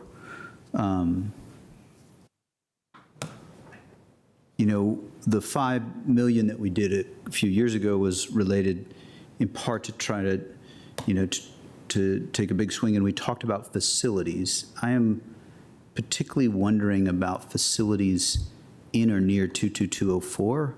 Of course, I'm aware of a couple of, properties. That's a separate discussion, but I'm just curious if there's a way we can consider one-time investments that might make a difference in one of the three things that you mentioned, which was space. I'm mindful of the other two items, and ever-present mindful of the choices that New York City has made on this, and I'm not trying to make that as a guilt thing. We haven't made that policy choice, but at this time, but I'm wondering if you have thoughts on 2224 and affordability in those 237 slots. Well, Caitlin can tell you about where the locations are, the geographic locations of the awardees of the new affordable slots. One of the locations that was funded through the one-time capital-oriented funding is located in 22204, and the others are either nearby, like in close proximity, or they're near, major transportation locations and major work locations. For example, one is near, like in Boston. So there's a lot of retail near there. It makes sense that if there was a childcare center that accepted subsidies, some folks might be able to drop off their children on their way to work and pick them up on their way home from work if they're working, like in the Boston quarter. In addition, I think there have been conversations, and there will continue to be conversations around utilizing space throughout the county, but possibly, with a particular eye on 22204 that may be underutilized and could, be sort of repurposed in this way as well. Thank you. Okay. I did, and I would just, Mr. Manager, I'd love to, with the appropriate folks, I'd love to have a conversation about that. And mindful of costs, but if we're buying open space, we should be considering buying land, in my view. So just for what it's worth. Okay, thank you. Mr. Karantonis? Thank you, Madam Chair. It is always very uncomfortable to talk about this topic because the slide that puts the price on that is just staggering, and it's always a punch in the butt. And it is.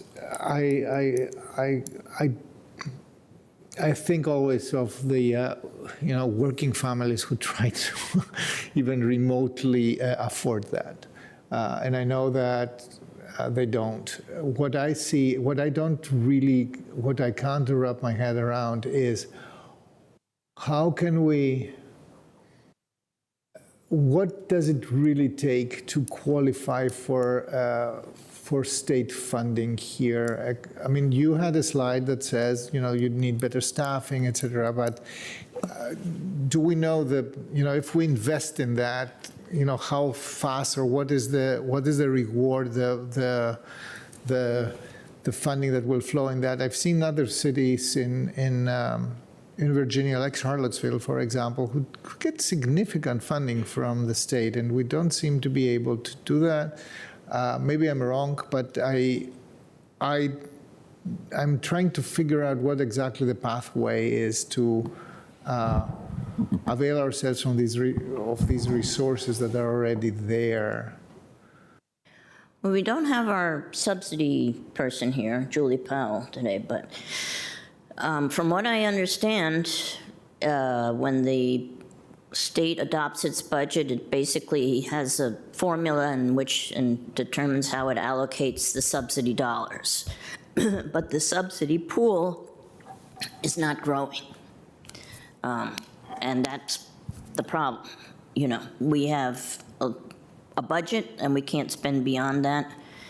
If we had more funding, we would be able to incentivize some of these daycare centers to accept the subsidy and then enroll the children there. Yeah. But I don't know, maybe Maureen probably knows, right? It is coffee. I was saving you till last. Yeah. So the state subsidy, which is really a block grant of federal dollars that Virginia has added a tiny bit to, that subsidy follows the child. And so we could build as many slots as we wanted in Arlington County that could all accept subsidies, but if there are no additional subsidy dollars from the state or federal government, then that still leaves us in pretty much the same place. We can encourage providers to accept it, but if we have children on wait lists, if we have, slots being filled by people who can pay full price or pay more than full price, I think that is really kind of the crux of the issue. We do need to do better at building slots and all of that. But at the end of the day, the Child Care and Development Block Grant, CDBG, is where the dollars come from. Virginia has added mixed delivery as an additional option, which is that's a contract model in which the money goes to the provider to set aside a specific number of slots that go to people who meet the criteria. But that's a newer program. It's smaller, and basically it's frozen at the same number of dollars that currently exist, is my understanding. And so it's tough. And a lot of it does come down to dollars. I think I had written down some things to comment on in terms of slots and supply. And there's a big issue in terms of access to capital. Private financial institutions are not keen to loan to businesses who are barely going to turn a profit in any given year, and the cost per square foot to find a physical space in Arlington, whether that is a home-based daycare or a commercial center-based daycare, it's a lot more expensive to do it here than to do it in most places. And so you need more upfront capital than you need anywhere else, as well as wages that are going to attract people who can actually be in our area. And the childcare sector is in the 10th lowest paid occupations in the entire country, oftentimes paid less than servers, bartenders, retail workers.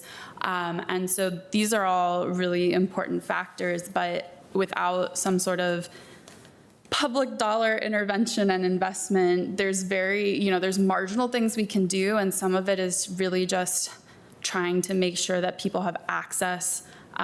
People with the greatest need have access where we can provide it. So the Virginia Preschool Initiative, which is run through APS, is a great program. The Arlington Montessori School that is also run through APS. Places that have sliding scale costs, places that do currently accept subsidy. I think our Capital NOFA is hugely innovative and is fulfilling a really important need. But it also doesn't get to the fact that, on our slide here, that for 2 children, you're looking at $45,000 a year, which is 33% of the median family income, when the Administration for Children and Families recommends paying no more than 7% of your income for childcare, which for that same median salary for Arlington would be $10,000 a year.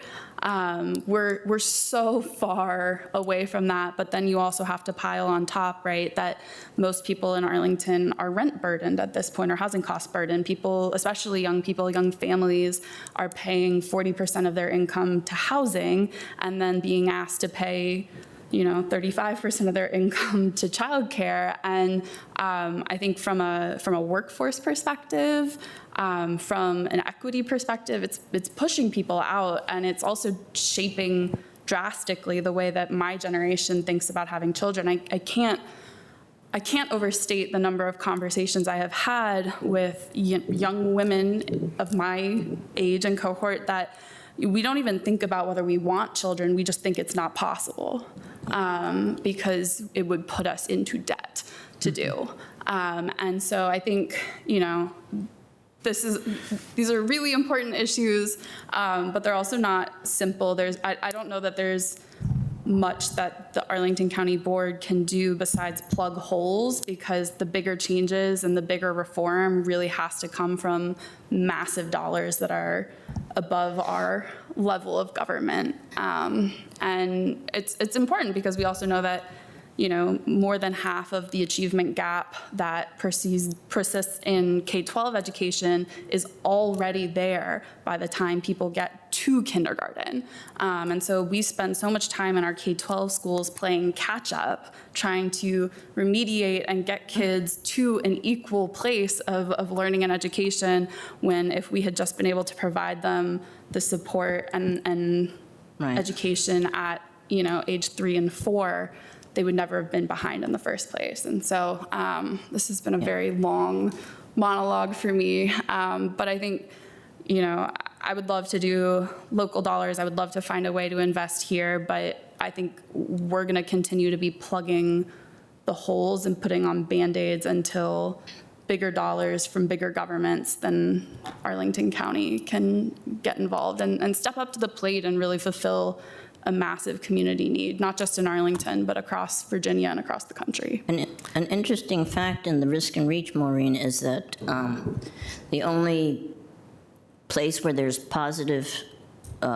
growth in 0 to 5 is in 22204. It's the only place they're having babies that are putting the growth rate up. The other ones are flat. Am I right about that, Kayla? Yes. Yeah. And I just wanted to add too, Anita mentioned that there are 237 children on the child care subsidy wait list as of yesterday. That's almost a 50 child growth from 1 month ago. 1 month, we've added 50 children to the list. Yeah. So there is a tremendous amount of need. And the program has been closed to new families, so all they can do is add themselves to the wait list. And we hope to do a wait list sort of scrub in the very near future once they get the green light from the state. And they anticipate that they'll be able to add probably about 50 families, so maybe about 75 to 80 children.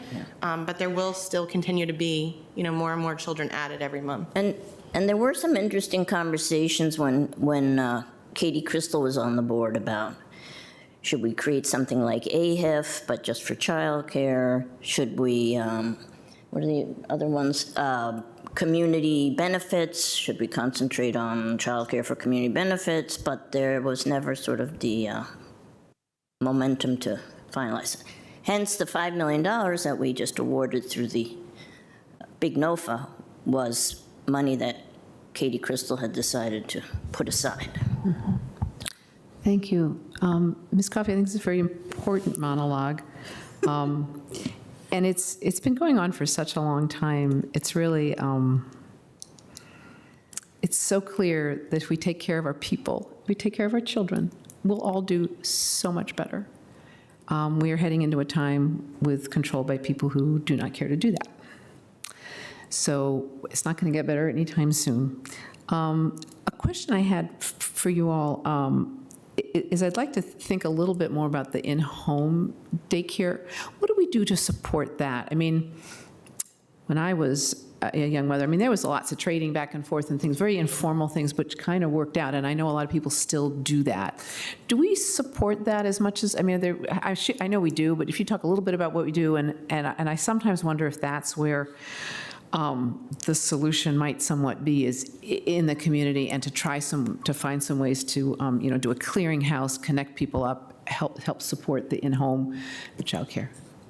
Yes, so we have currently maybe about 110 licensed family daycare homes, and our office has found that that population needs more support than our center-based programs because they don't come in sometimes with the knowledge or the expertise to move through some of the processes that we have laid before them. So our office do make sure that we are able to provide them with training opportunities, particularly now like with Virginia Quality Birth Through 5 that we talked about.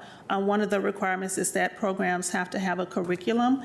And so some of those things are tedious for some of our family childcare providers. And so we just want to make sure that we are able to provide resources for them, particularly when we did the first childcare initiative and we went through the process of rewriting the code. Our office provided supplies such as fire extinguishers just to make sure that they had some of the resources that they needed. Also, Caitlin spoke today talking about some of the changes that zoning is making in terms of when they go through the licensing process to reduce, take away the use permit for those that are licensed from 10 to 12. So again, this reduces the burden when they're going through the application process to become licensed. That's one other challenge that they don't necessarily have to go through. But I think it's critical that we do focus on our family child care providers because most of these people, English is not their first language. So we have to make sure that when we're going into their homes, that they have the knowledge and the understanding to move through the process, understand the regulations, what's being required of them, and most importantly, in our training and orientation with our family child care providers, we also like to instill in them that they're not babysitters, that they are operating a business. So we want them to have that business mindset and make sure that, again, that they understand what it takes to operate an effective business, one that can grow, to make sure that they understand if they're onboarding new staff, that they know what those requirements are, that so that those staff that are coming on, they're able to provide the services that we need for our youngest learners in Arlington County, because we want to make sure that we can reduce any type of health and safety risk to our children. So I think that we do need to make sure that we do provide more focus on that particular population of providers, because they are the ones that need the most support, because a lot of our child care centers, they have the resources to back them where the family daycare home providers, they do not. Okay, thank you. Yeah, I mean, I would imagine some of them are just not, they're not even thinking about growing a business. It's not a business. They're just taking in some kids for a while to earn some money and helping out. So I don't know, I wonder if there are even different levels. So obviously it has to be safe. You've got to have the fire extinguishers and that stuff, but there may be different levels for people, and that would be a group that would maybe turn over. They do it for a few years and then their kids get older and they go back to work. So that may be something to sort of think about. And we've made some changes. For instance, we look at some of those things in terms of like if programs are in apartments, we reduce the number of children that they're allowed just because of safety reasons. And again, because they don't have the resources, again, pre-COVID, our office purchased tons of materials where we were going to create a lending library just so they can have an opportunity to rotate some very quality-based materials in their programs. We have not implemented that post-COVID, so that's something, again, that we will definitely want to look into, that those programs have the resources to provide for those children that are in their care. Also, these are the providers, again, that we want to reduce any incidents, so to ensure that, the children are safe. We have had some instances in the past where most of our allegations, they are for family-based programs because sometimes they may not really have the support in home, again, as some of our child care centers. And a lot of these providers are working alone, so if they're licensed for 4 and under, they may not have an assistant in the home with them. So you have to think about that. They're operating on, 12 hours per day. We're also encouraging some of our providers to consider extended hours for different professions throughout the county. So some of them may be working until 8 o'clock at night, and we do have some programs that operate 24 hours, 7 days a week. So we really want to make sure that they take care of themselves, but also have the resources that they need to be productive business owners. Yeah, thank you. Yeah, I really think some of the key for the next while is going to be more really community-based and maybe somewhat less formal. And it was just a flashback listening like 24/7, whatever. Mm-hmm. Yeah, I had 2 small kids 24/7, 365 days, and it is exhausting. So it's kind of what women have been doing for a long time. And I think the more we could find some ways to possibly support that more informal kind of thing, the better we could be, because there's just a lot of need out there. So thank you so very much. Any other questions at the moment? Lights are on. Ms. Cunningham. If you can humor me, just one clarification. I think you said that all the subsidies have been accessed. Is that right? That wasn't true 2 years ago, but it's not just that there's not a spot, the dollars are done.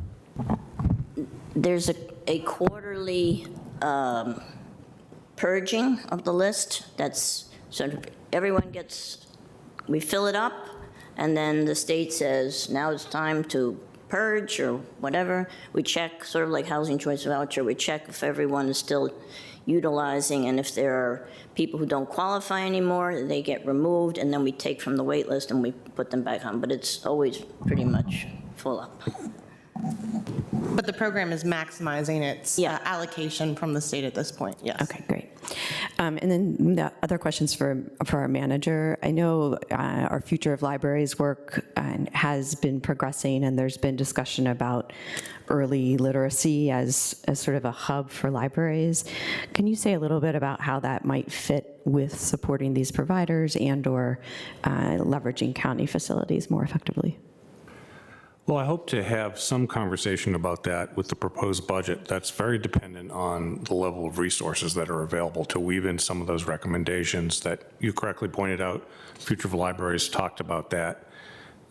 Again, and I think that Diane Kresh refers to it maybe as the third place, and making that, activating that for those kind of purposes. So more to come on that. And I would just add that in the past, our offices have worked closely with libraries. They've had early literacy librarians and similar positions. And so, we've partnered with them, as like Erica's office has been offering trainings, so that, we can jointly offer trainings and make sure we're maximizing resources. That's a partnership we've cultivated. Mr. DeFranti. Thank you, Madam Chair. I think I'm aware of CCDBG, and there's Ms. Coffey, I'll want to continue to get expertise from you, but I do have one question for staff. Do we know if there's any localities in Virginia that provide just a local subsidy alone to fund childcare on an ongoing basis, or no? Cities localities? I would have to do some research. There may be other staff in our department who are more aware, but it's been 7 years since I've really No. dug in, so.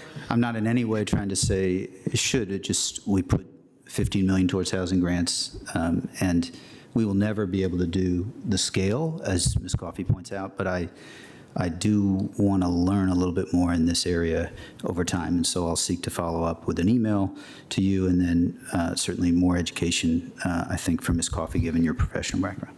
Thank you. Mr. Karantonis. Thank you, Madam Chair. I will really defer to my far more expert colleagues, especially Ms. Coffey, on these things. I want to tell you only one thing. It's more of a statement. In 22204, we have a vast informal network of childcare. It is refreshing for me to hear from you that you are monitoring, that you're trying to, bring it to the surface, care about the safety of people, safety of the kids, et cetera. But this is really right now a more or less established resource network that is based on private people, private women mostly, who are networked. And I think that this should give us a little bit pause when we talk about appropriations, additional funding, the channels that we have to, operational subsidy versus investing in capital like this time. I think that we need to know more, dig deeper. We have, for example, you mentioned the library. We have downstairs a fantastic thing, but the times of this library are not the most friendly ones for the parents, right? I see more nannies bringing kids in rather than parents bringing kids in when the library is on. So I think we have a lot of conversations to have on this ahead of us, and relatively fast, because the economic pressure of that, and Ms. Coffey pointed very well, the point that this is really affecting our essential ability to actually confront the problem, because we were losing this workforce, therefore we lose the economic vitality that goes along with that. And I think that this is an issue that we have to revitalize in our minds when we are talking about the next budget. Thank you. All right. Ms. Cunningham, is your light on for, okay.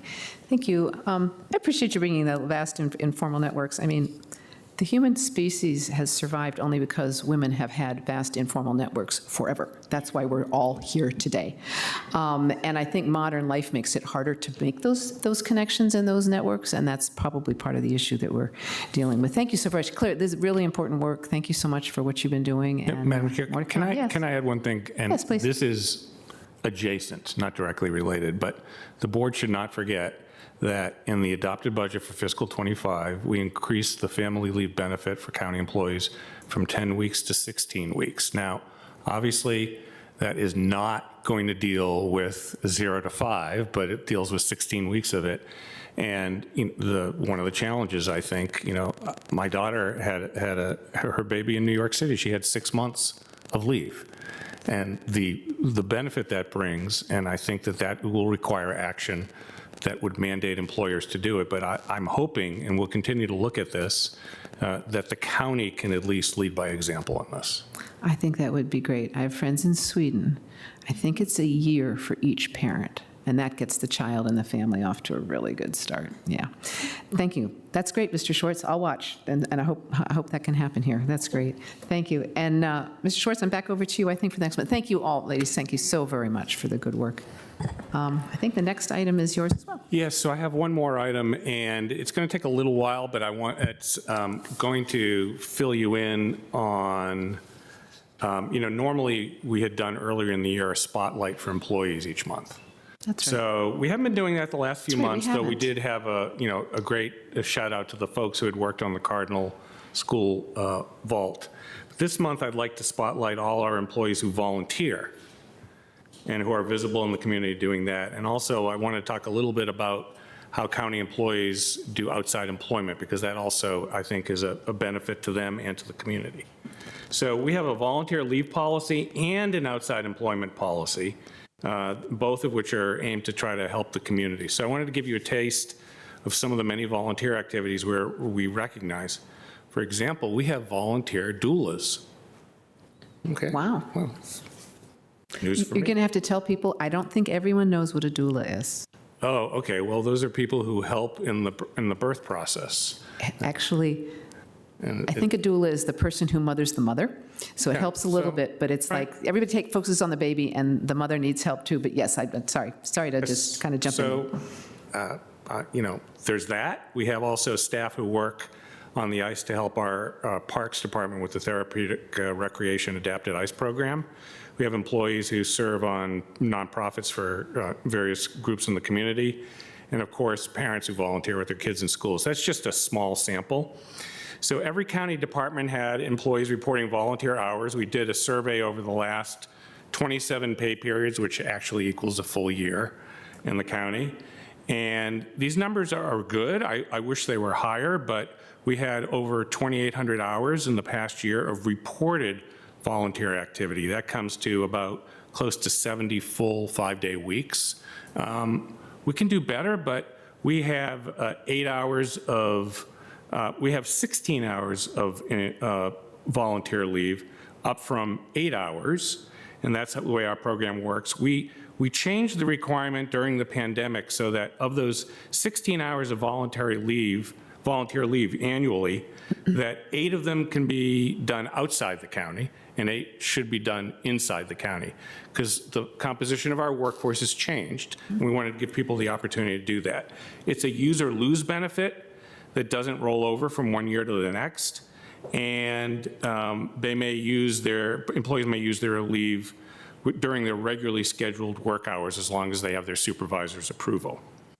To make it even easier, I wanted to remind you all of an effort that the county board championed about 6 years ago, where the county government partners with the Leadership Center of Arlington for the public-private partnership called Volunteer Arlington, which we've talked a lot about. But that's a hub that connects volunteers, which a lot of our employees use. It has 350 organizations that some of our employees work, and they have a tool that matches people with the interests of what they want to do in volunteering. And in February, I had the opportunity to join a panel with other leaders in the community to promote something that I've signed on to, which is the Pledge to Provide Time to Serve, which encourages all employers to at least offer 8 hours of paid volunteer leave. And when I was on that panel, I had the opportunity with some of our major employers to talk about why we choose voluntary leave and volunteerism. And, for me, it's not just the employees giving back to the community, but it helps the employee well-being. Mm-hmm. As much as we love to have our employees here, 7 days a week, 52 weeks a year. No, they really need to get out, and it's beneficial. They gain experience and learn more about what's going on in the community. So we're really proud about that, and we continue to push that. In addition to volunteering, we also have an outside employment policy. So let me talk briefly. For our non-bargaining unit employees, that policy requires written approval of the department director before engaging in secondary employment or self-employment. And you need to get approved each year. And the approval can be taken away at any time, and it's up to the department director who has discretion. So we have 4 general criteria we use when we're looking at that. Outside work should not conflict with the employee's responsibilities. That may seem obvious, but if you read the newspaper, you'll see in some surrounding jurisdictions, the obvious clearly wasn't paid attention to. Outside employment may not be so physically demanding that it means you can't do your job for the county. And third is it can't interfere with your job performance. And fourth, again, may seem obvious, you can't use county facilities or equipment, when you're out there doing the employment. The Code of Virginia has a whole bunch of other provisions, which I'm not going to get into, that talk about how local employees can't sort of moonlight for the state or federal government. That's a whole very complicated area. We've often gotten calls from the federal government about some, on occasion, about some employees that have been doing that and didn't understand. In our bargaining units for the fire department, I could send you the treatise and the collective bargaining agreement about all the rules that cover volunteer activity. A lot of our firefighters like to volunteer as firefighters in their local community. I did want to spend a few minutes about our police department because it's only an 11-page policy for off-duty employment. They have to get approval of the chief, and there are 4 categories of secondary employment with rules for each of them. And certain types of work, for example, private security, investigative, and bodyguard services are prohibited, and that is to avoid potential conflicts. And along with the review of outside employment, the police department does conduct compliance audits. Now, in other departments, we don't have regular compliance audits. I'm giving some thought about how we would do that, but we also have a fairly, I would say, not shy number of fellow employees who have called the fraud, waste, and abuse hotline. So we have done a number of investigations, and we follow up on those assiduously. So I want to talk a little bit about my office. Each of the people in my office have to self-certify every year, and that means even if they're not working, they have to send me a form. We have other statutory requirements, for example, in our Department of Real Estate Assessment, and there are other conflict of interest provisions. I know everyone who's in those positions has to file a conflict of interest form where they have to fill out that kind of information. So for executive level employees, I wanted to spend a few minutes on this because this is, I think, neat. We have a lot of outside work associated with part-time teaching at colleges or universities. And most of it's performed, but not all of it, after hours or on weekends. I also asked to pull together some examples of outside employment that it happens. We have county employees. Do not be surprised if you see them waiting tables, bartending, teaching yoga, driving an Uber, or working as a flight attendant. Those are just some examples. A little bit more about sharing our expertise in the broader community. Outside employment in roles like teaching or consulting will help keep an employee up to date on the latest industry developments. This helps bring back fresh perspectives and innovative ideas to the county. And I think it really it enhances our ability to provide service. And it's an excellent opportunity to help recruit talent. I'm really proud and appreciate the time, the space, the time and set aside by members of my office, including deputy and assistant county managers, and many of our department heads who teach at, among other places, George Mason, Marymount, and American University, to name a few. And this is done with my full knowledge, approval, and within policy. So we're really excited about the benefits and the skills that bring, and I hope to sort of update you with a more fulsome report on this as we continue to gather data with our new PRISM system. So Great. That concludes my report. Thank you. You're sort of describing to me a very well-rounded workforce doing these things. Great. Comments, questions? Ms. Cunningham. I just want to say thank you. I really appreciate the interim report. I think given the news coverage of some surrounding jurisdictions, we were eager to make sure that we had all those checks and balances in place.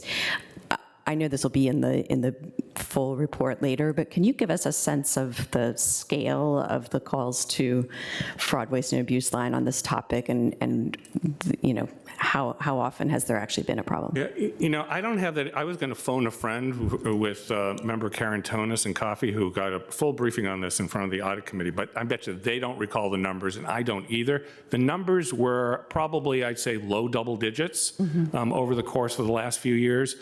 But what will often happen, and we have to be very careful about this, sometimes one employee is annoyed at another employee, and they will call and say, this person is doing this, this, and this. A lot of the times, the calls we get, it's unfounded, okay? There have been occasions, though, where we have found that information and we have taken action. I don't want people to think there's been more than a handful, but I think that is actually a really good resource that we encourage people to use. So we provide an annual report. I'll give updates back to that. We usually do that in January in front of the audit committee, so there'll be more details on that. Great, thank you. Okay, Mr. Karantonis. Just to remind that every year we have a report from our fraud abuse, hotline. And I really don't remember the number, but it was abysmally small. And what was, not only the reports were very, very few compared to others that were plentiful, and they were not substantiated most of the times. But these reports are public, and they're even on the website, so we can see them.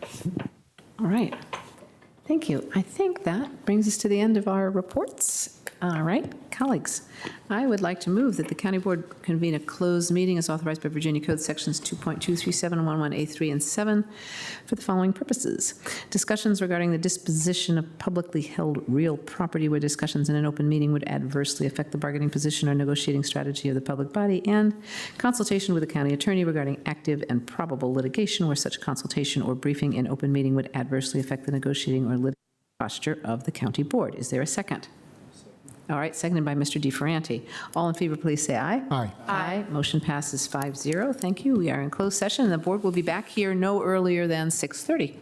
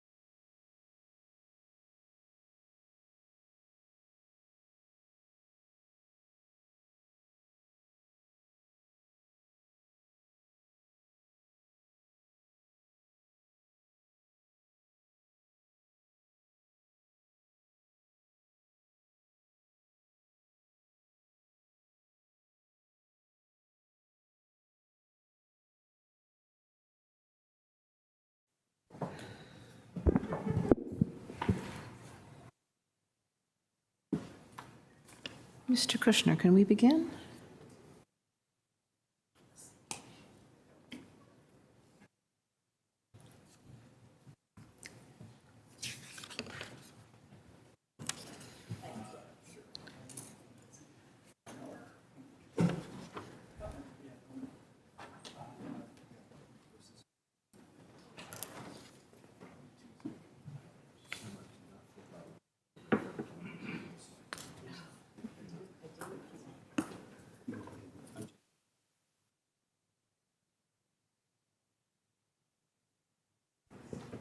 Okay, you good to go?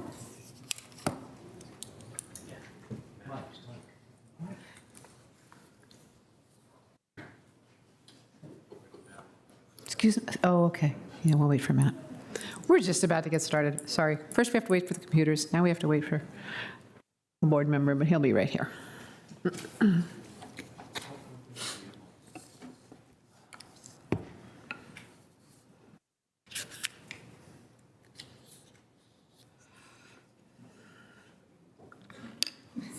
All right, that's fine. All right. The board is back in open session. Welcome. And just to get us started, I need to certify our closed session discussion, and I move that the members of the county board certify that at the just concluded closed session, one, only public business matters lawfully exempted from open meeting requirements under Chapter 37, Title 2.2 of the Code of Virginia, and two, only such public business matters as were identified in the motion by which the closed meeting was convened were heard, discussed, or considered by the board. Is there a second? Second. All right, thank you. Seconded by everybody. Take your pick, Mr. Kushner. And will the clerk please call the roll? Of course, Ms. Garvey. Yes. Mr. Carantonis. Yes. Mr. DeFerranti. Ms. Coffey. Yes. Ms. Cunningham. Yes. All right, thank you. Motion passes 5-0. And that brings us to our pulled consent agenda items. Mr. Kushner, can you please call the first item? Yes, of course. Our first consent agenda item is item number 1, Crystal Houses number 7 and 8 at 2900 South East Street.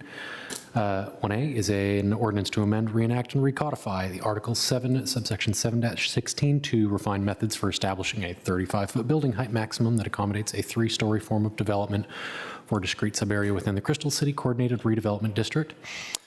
Part 1B is a site plan amendment for Crystal Houses number 451 to modify conditions and to revise building and site elements for Crystal Houses 7 and 8 with modifications of zoning ordinance requirements, including residential parking ratio, additional density, density exclusions, and other modifications. Located at 1900 South Eads. And Part C is a vacation of a portion of a 10-foot storm sewer easement running generally parallel to the eastern boundary of South Fern Street between 18th Street South and 22nd Street South, located on property of WHC Crystal Limited Liability Corporation at 1900 South Eads. Thank you very much. Mr. Manager, over to you for any brief presentation or remarks. Thank you, Madam Chair. Joining me is Emma Martin, who will have a brief presentation. She is also backed up tonight by Mike Haluski from our Real Estate Bureau, Aaron Schreiber, who is from CPHD, and Rob Gibson from DES, and we also have a number of people available online. So I'll turn it over to Ms. Martin. Thank you. There we go. Thank you. This is a major site plan amendment for Crystal House 7 and 8, located at 1900 South East Street in the Crystal Houses development, which was approved with Site Plan 451 in 2019.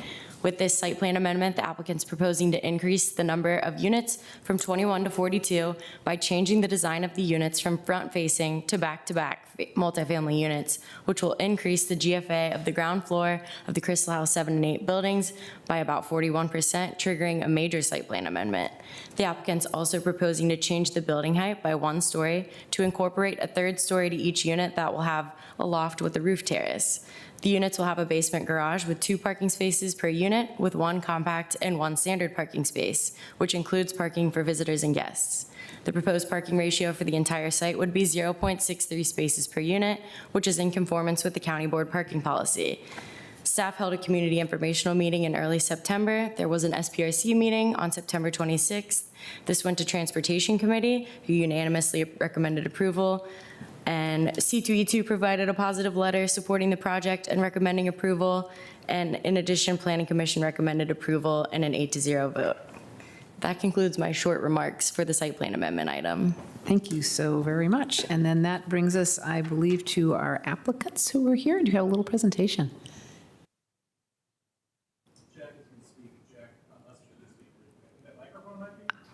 Try that one. Yes, you got it. Lights on, you're good. Great, thank you. I'm going to try and match Emma's conciseness. I'm Jack Lester. I'm a partner with EYA. We're a local development company based out in Bethesda. It's been many years since we've been in Arlington. We're super excited to be back. I'm joined by Nick here and online by my colleagues and our consultant team to answer questions.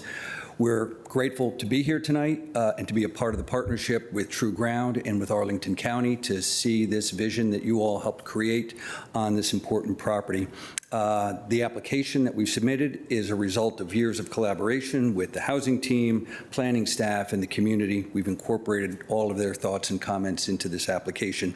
The plan improves on the 2019 plan in a number of important ways. As Emma said, it increases the amount of housing. It makes the housing a little bit smaller and more attainable price points. We've highly designed the public spaces and added a third. We have four-sided architecture. This is a unique product, so rather than just one front door, we've got front doors on both sides, so it's really attractive. Highly designed public space, as I said, better pedestrian connectivity, doubled the dedicated parking spaces for residents and guests, more off-street parking for short-term drop-offs and pickups, more bike parking, more sustainable building practices. This will be an all-electric project. Best practices in stormwater management, greater tree canopy, elimination of any and all invasive species, the integration of native plants such as milkweed and sassafras, and a commitment to the county's Monarch Pledge, and a greater land value that helps support the affordable housing on the balance of the site. That's it. Thank you. Very efficient. Thank you very much. And I think we have our Planning Commission here. We do. Mr. Robertson is joining us tonight. There we are. Yeah. Mr. Robinson, you might have to grab that other microphone because, yeah. Yep, it's on. It's good. Good. I've made enormous progress since I saw you on Saturday. I learned how to turn on the microphones.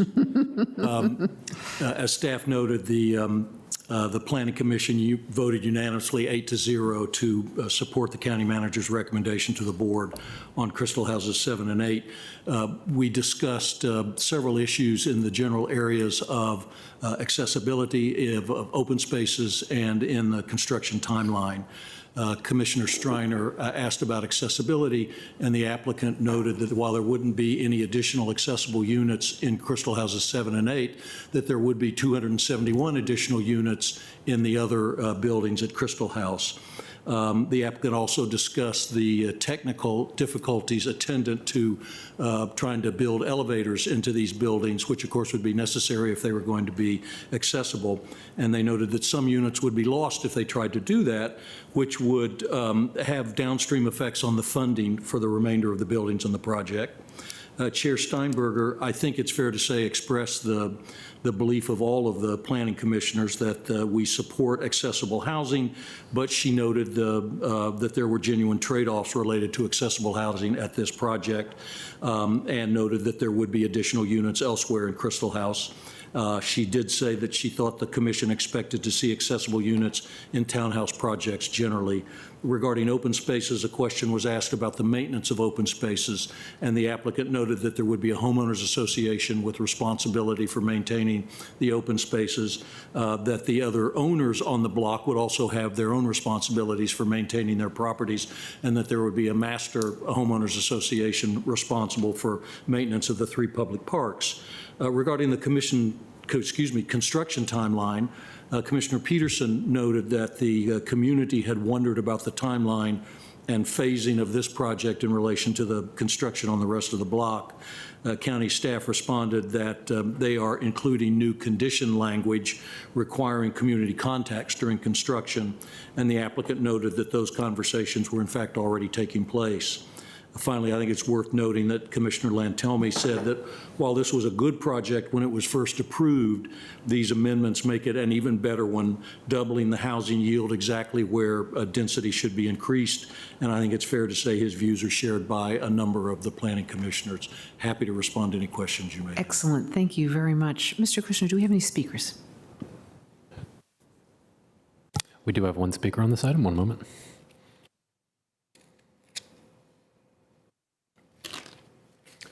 Our first speaker is Mr. Bernard Byrne.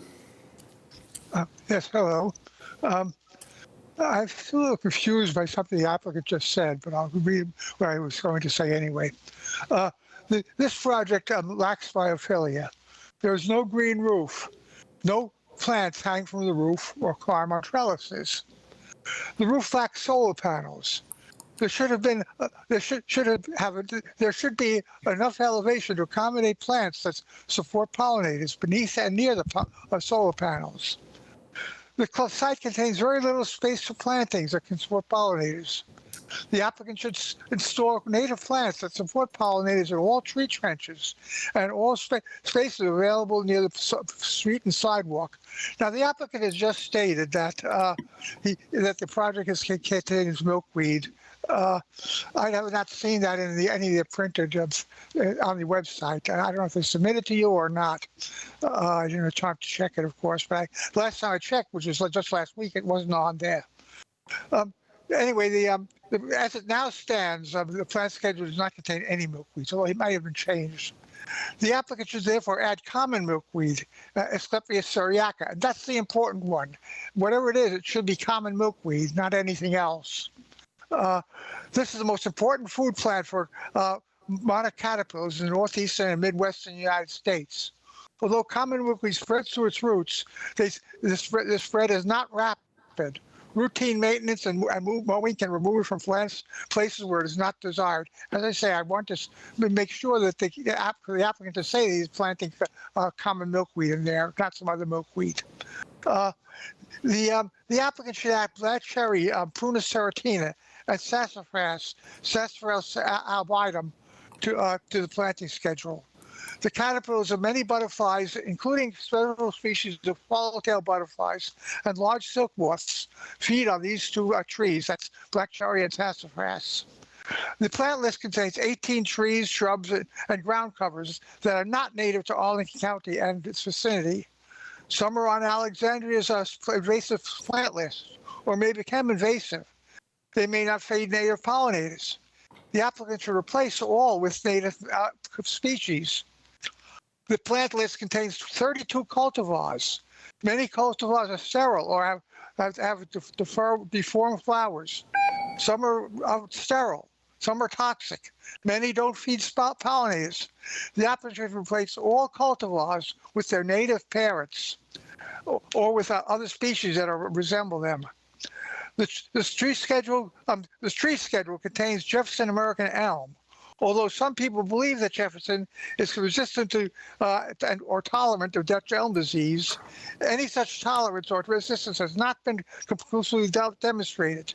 Jefferson's parent, which is located on the National Mall, is now dying. The applicant should therefore replace Jefferson with Princeton, which is well established as being resistant. Thank you, Mr. Byrne. Thank you. Appreciate it. Thank you. And do we have any more speakers? There are no further speakers. All right. Thank you. Colleagues, the conversation is now with us, and I will turn to Mr. Karantonis to make a motion and perhaps speak to his motion and see if there are any questions or comments. Mr. Karantonis. Thank you, Madam Chair. I move that the board adopt the county manager's recommendations for items 1A, 1B, and 1C, namely to adopt the three ordinances attached to the respective board reports dated November 8, 2024 for said items to, first, amend, reenact, and recodify Article 7 of the Arlington County zoning ordinance. Second, adopt an amendment to site plan number 451 to modify conditions, and three, enact an ordinance of vacation to vacate a portion of the stormwater easement and authorize the real estate bureau chief to execute documents necessary to effectuate the same. Thank you. Is there a second? Second. All right. Motion has been moved and seconded by Mr. DiFranti. Mr. Karantonis, would you like to speak to your motion? I promise to be very brief, and I will be very brief. We heard this is a technical realignment of the project, and a project that we have discussed really in depth and before. I think it's a smart change that is happening there. The redistribution of the density is actually beneficial for the number one deliverable of this project, which are units, affordable units. units, committed affordable units. So I'm very satisfied for that. I note the unanimous approval of the Planning Commission, the Transportation Commission, and our Environment and Energy Conservation Commission that pointed out that the project is still delivering excellent, has very good grades in electrification of the townhomes, etc. So this is a good project overall, and I think that is that we're in a good position. I hope that construction will begin sooner rather than later. Yeah, great, thank you. Any other comments or questions? Ms. Martin, I will just, because Mr. Byrne always speaks about the pollinators, and I was pleased to hear you address that. Thank you. Would you talk just a little bit about how we do handle the plantings and that sort of thing, how that fits into the process? Yeah, so we don't have a policy for native plant requirements. These are suggestions that Mr. Byrne has recommended. The applicant could make some of these recommended changes at the final landscape plan stage, but we cannot require it per the currently adopted zoning ordinance. So they could choose to incorporate some of these changes at the final landscape plan stage, which occurs after site plan amendment approval. Thank you. And that gets a little bit to the crux, because this sort of keeps happening. I'm not going to be here, colleagues, but possibly down the line, we might want to consider putting some things about native plants into our ordinances or requirements, or put it in there a little bit more. More and more people are interested in it, and I'm actually more and more our folks are actually providing that. So thank you so very much. I also want to compliment you the great support you got from the commissions and from Planning Commission. I remember days when the Planning Commission was never so effusive about projects, so that's just great. Thank you. Sounds like a good project, and I am prepared to approve it. Ms. Cunningham, did you want to say anything at the moment? I think I just wanted to understand whether there's additional density that's been added as a result of this change. I know there's 3 different items, so I get them crossed a little bit. Is there any additional density that's been granted in this one?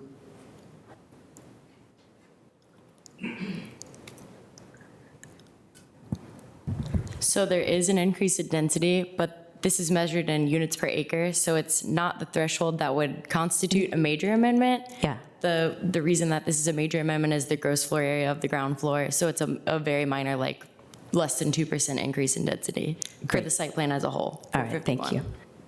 All right. Any other questions? All right, seeing none. All in favor of the motion before us, please say aye. Aye. Aye. All right, I think that was 5 ayes. Thank you very much. Motion passes 5-0. Thank you. Really appreciate it. Exciting building. It's great. It's great. Hope to see it coming. Yeah, that was good. All right. Thank you. Yeah, thank you, Ms. Martin, and all your support team. Everybody's here. It's nice to see everybody. All right, Mr. Kushner, could you call the next item, please? Of course. Item number 11 is an ordinance to amend, reenact, and recodify Chapter 14.3, the immobilization, removal, towing, and storage of vehicles from private property of the Arlington County Code. All right, thank you. Mr. Schwartz, over to you. So I'm going to turn it over to Aaron Miller, who will make a short presentation. Mr. Miller. There we go. Good evening, Madam Chair, members of the board. We are back before you again to discuss Chapter 14.3, the County Code in relation to towing. I have a very brief presentation to review where we are right now. As that's being brought up, as a reminder perfect, next slide. As a reminder, at the beginning of this calendar year, the Trespass Towing Advisory Board met and unanimously recommended a desire for Arlington to implement a permitting system.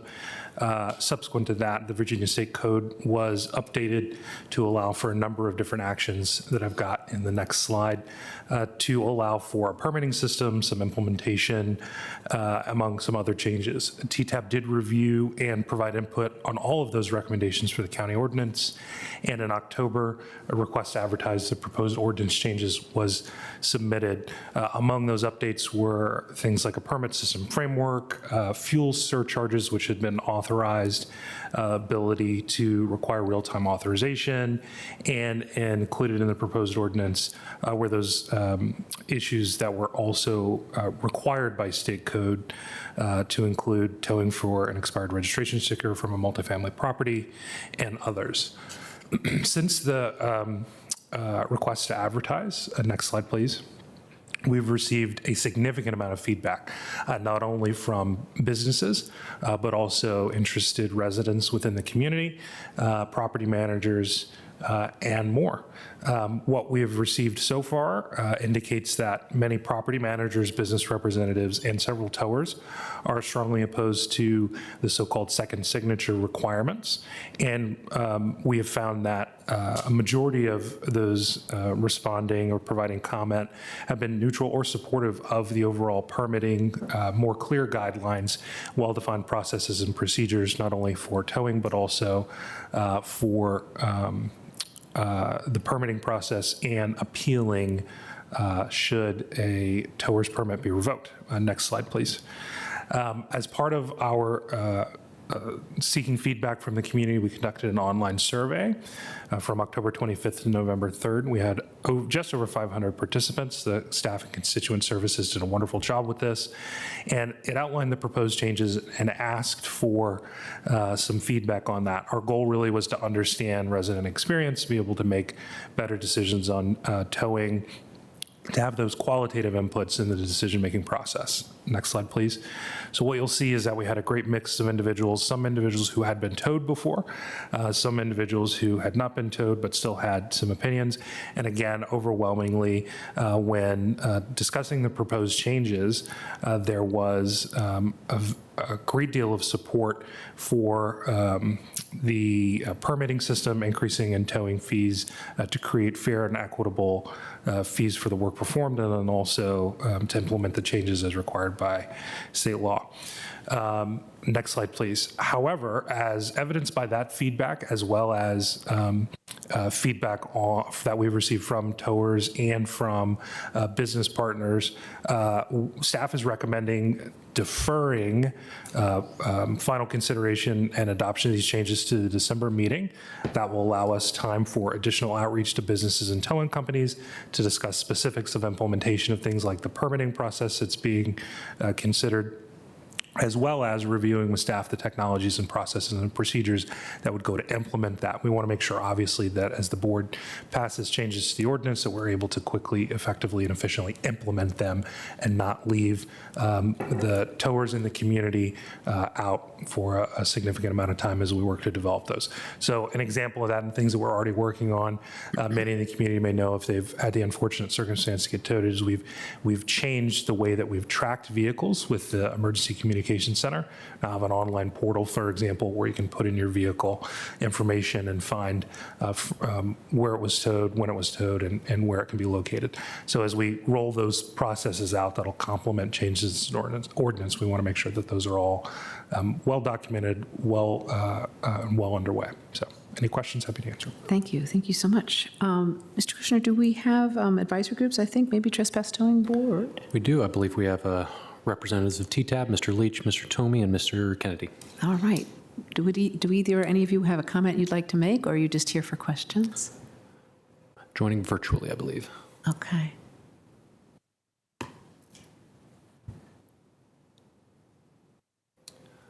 I am not seeing them in the meeting. So maybe not. Bless you. All right. We'll go ahead then. Do we have speakers? We do. Give me just a moment. Okay.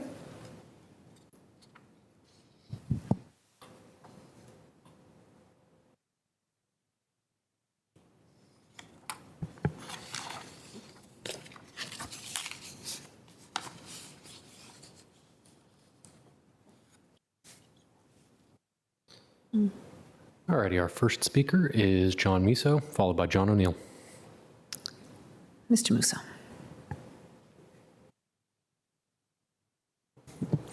Good evening, members of the County Board. John Musso, Government Affairs Manager at the Arlington Chamber of Commerce. In light of the County Manager's recommendation to defer, I'll be very brief, but I just want to just briefly reiterate the Chamber and other key stakeholders' concerns with a second signature requirement, and we are appreciative of the ordinance as is currently drafted, not including such second signature requirement, and we do very much look forward to continued engagement between now and December on this crucial issue. So thank you very much for your time. Thank you. Thank you. Our next speaker is Mr. John O'Neill, followed by Eli Orlando. Mr. O'Neill. Not here, not virtually. Don't see him virtually. All right, moving along, our next and final speaker is Eli Orlando.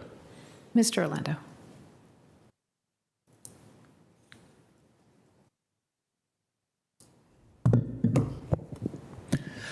Thank you to the board and everybody for your time this evening. I know it's late on a Tuesday night, so I appreciate it. I understand that we intend to defer this issue, so please just allow me a moment to say some words that will hopefully stick with you between now and then. My name is Ellie Orlando. I am a service technician and a graduate student at the Schar School at George Mason University. And those who live in Arlington County know that towing is and has been an issue that has plagued this county for a long time. So I was really happy to see the proposed ordinance changes start off by discussing the predatory nature of towing companies in the area. There have been countless illegal tows, damage to uninvolved and involved vehicles, and even a literal stabbing from an advanced towing driver 6 years ago. So, in light of all of that, you can imagine my surprise to see that the board is actually proposing to raise the fees that these companies are allowed to charge. Furthermore, I learned this morning that we nixed consideration altogether of the second signature requirement that would help to prevent some of this predatory towing from occurring in the first place. I want to talk briefly about what's at stake here.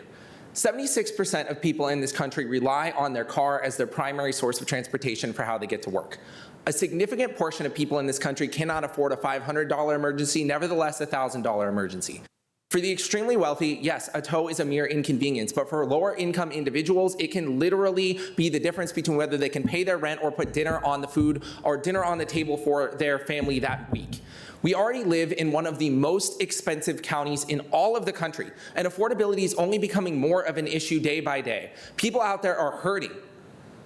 Meanwhile, it's my understanding that the owner of A1 Towing drives a green Maserati that he parks in the handicap parking spot of Town Center at Mark Square without handicap placards. Now look, I don't know whether that's true or not, but I think that it begs the question.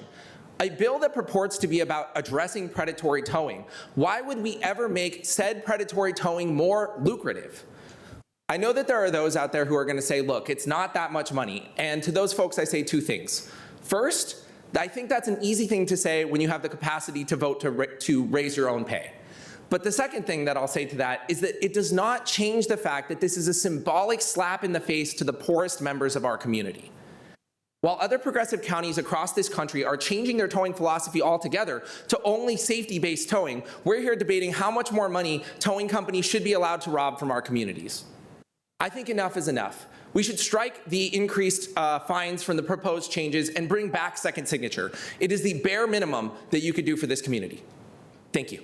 Thank you, Mr. Orlando. Mr. Ali Orlando, for the record, my apologies. That is our final speaker. Okay, thank you very much. I think I'll turn to Mr. DeFranti for a motion and then see if we have any questions or discussion. Mr. I move DeFranti. that we defer to the December 14th, 2024 County Board meeting adoption of the proposed amendments to the county's trespass towing ordinance, Chapter 14.3 of the Arlington County Code, set forth in Attachment A. Thank you. Is there a second?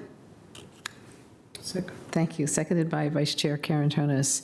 Mr. DeFranti, would you like to speak to your motion? Very briefly, I will say that appreciate the both sets of comments. What we're doing today is deferring the whole item for consideration to next month. So we will have the ability to consider second signature as well as lower levels.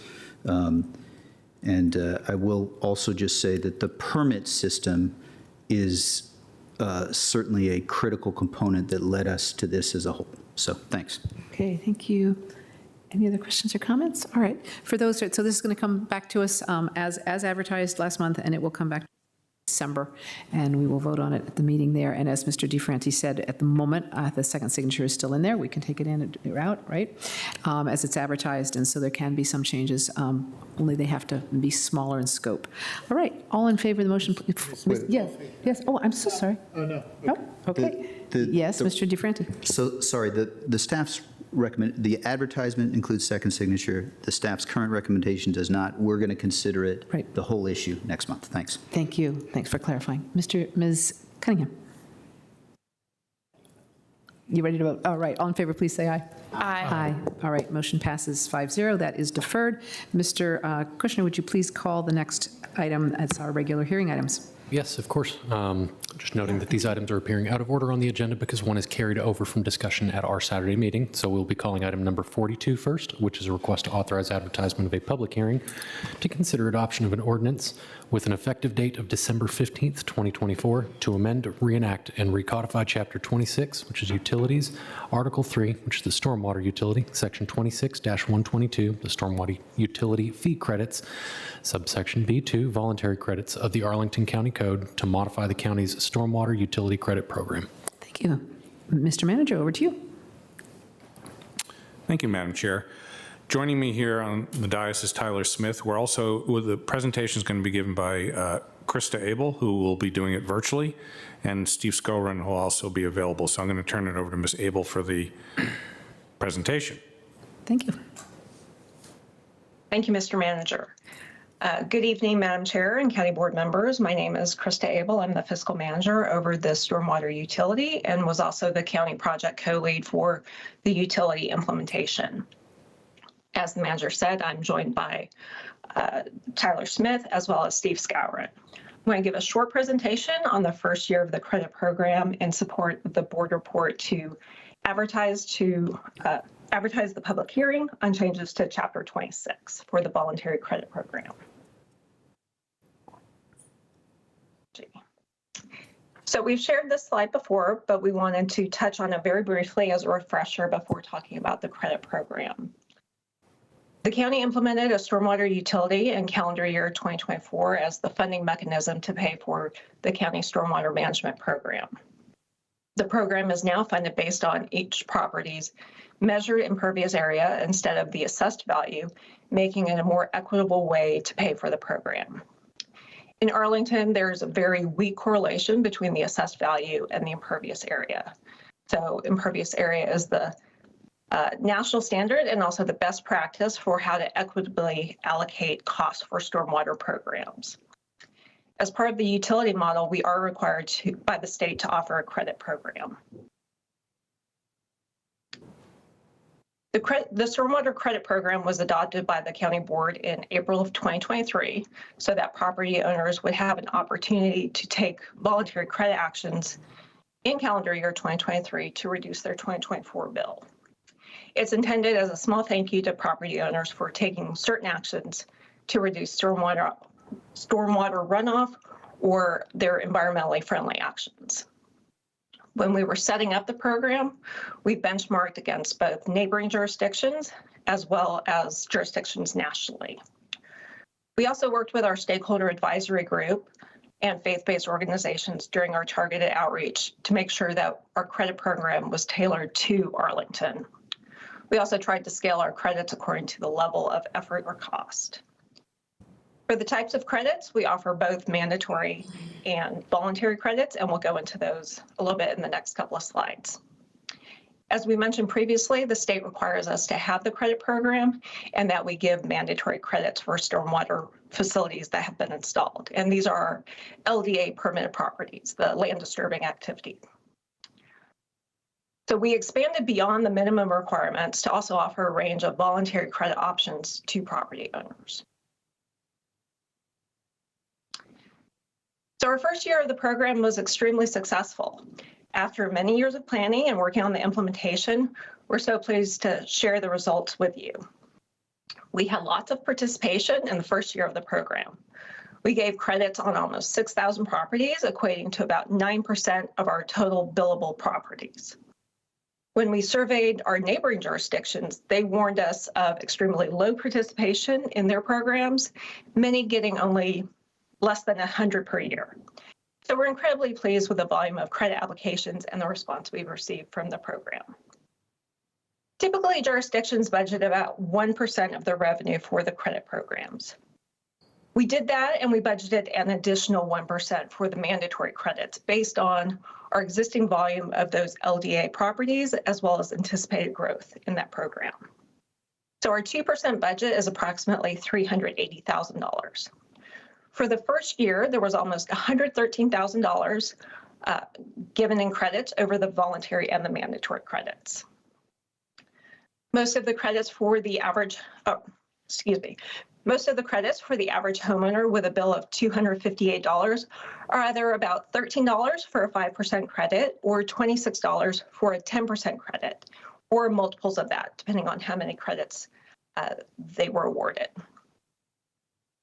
Based on the dollar amount of the whole credit program, we knew it didn't make sense to have a very complex program where we'd have a high administrative cost that would exceed the credits we're awarding.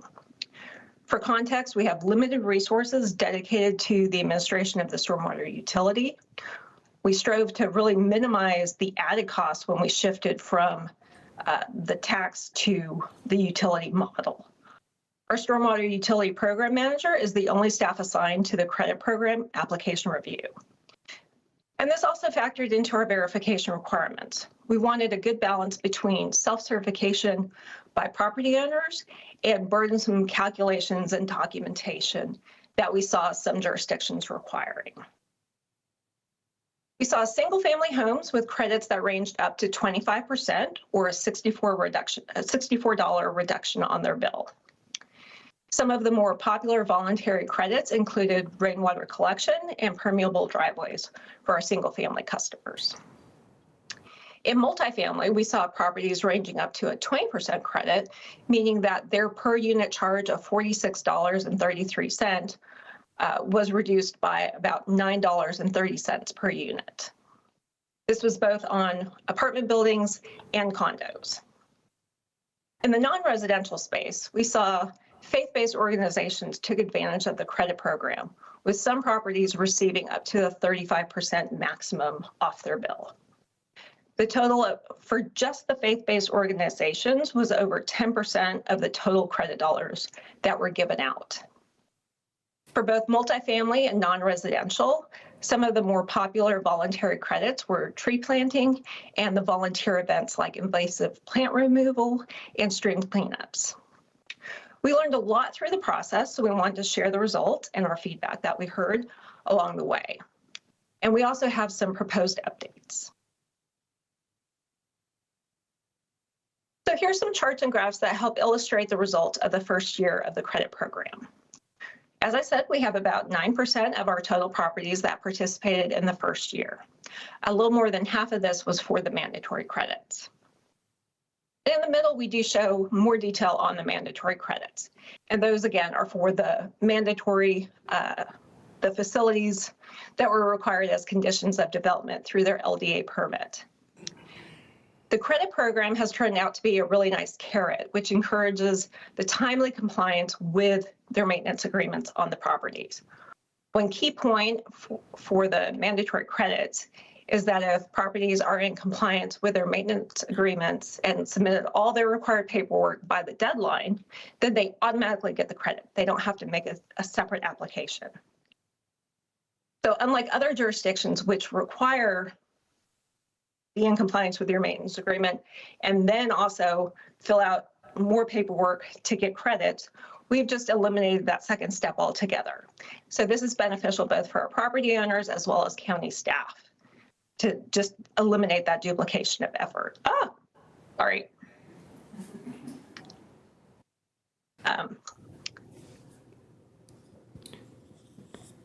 So for the mandatory credits, we had 60% of LDA properties in compliance by the deadline, and they got the mandatory credits.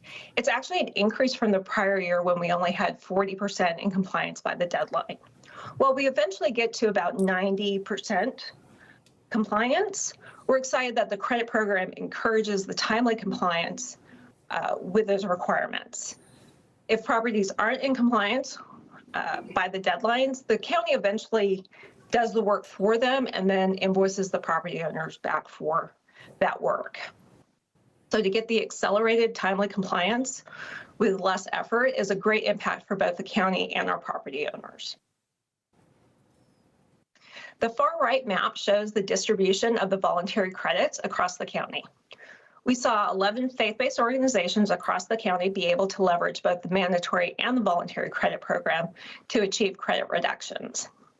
You'll also notice in the southwest corner of the county, we had a cluster of multifamily buildings, condos, garden style, and also multi-level condos that participated in the credit program.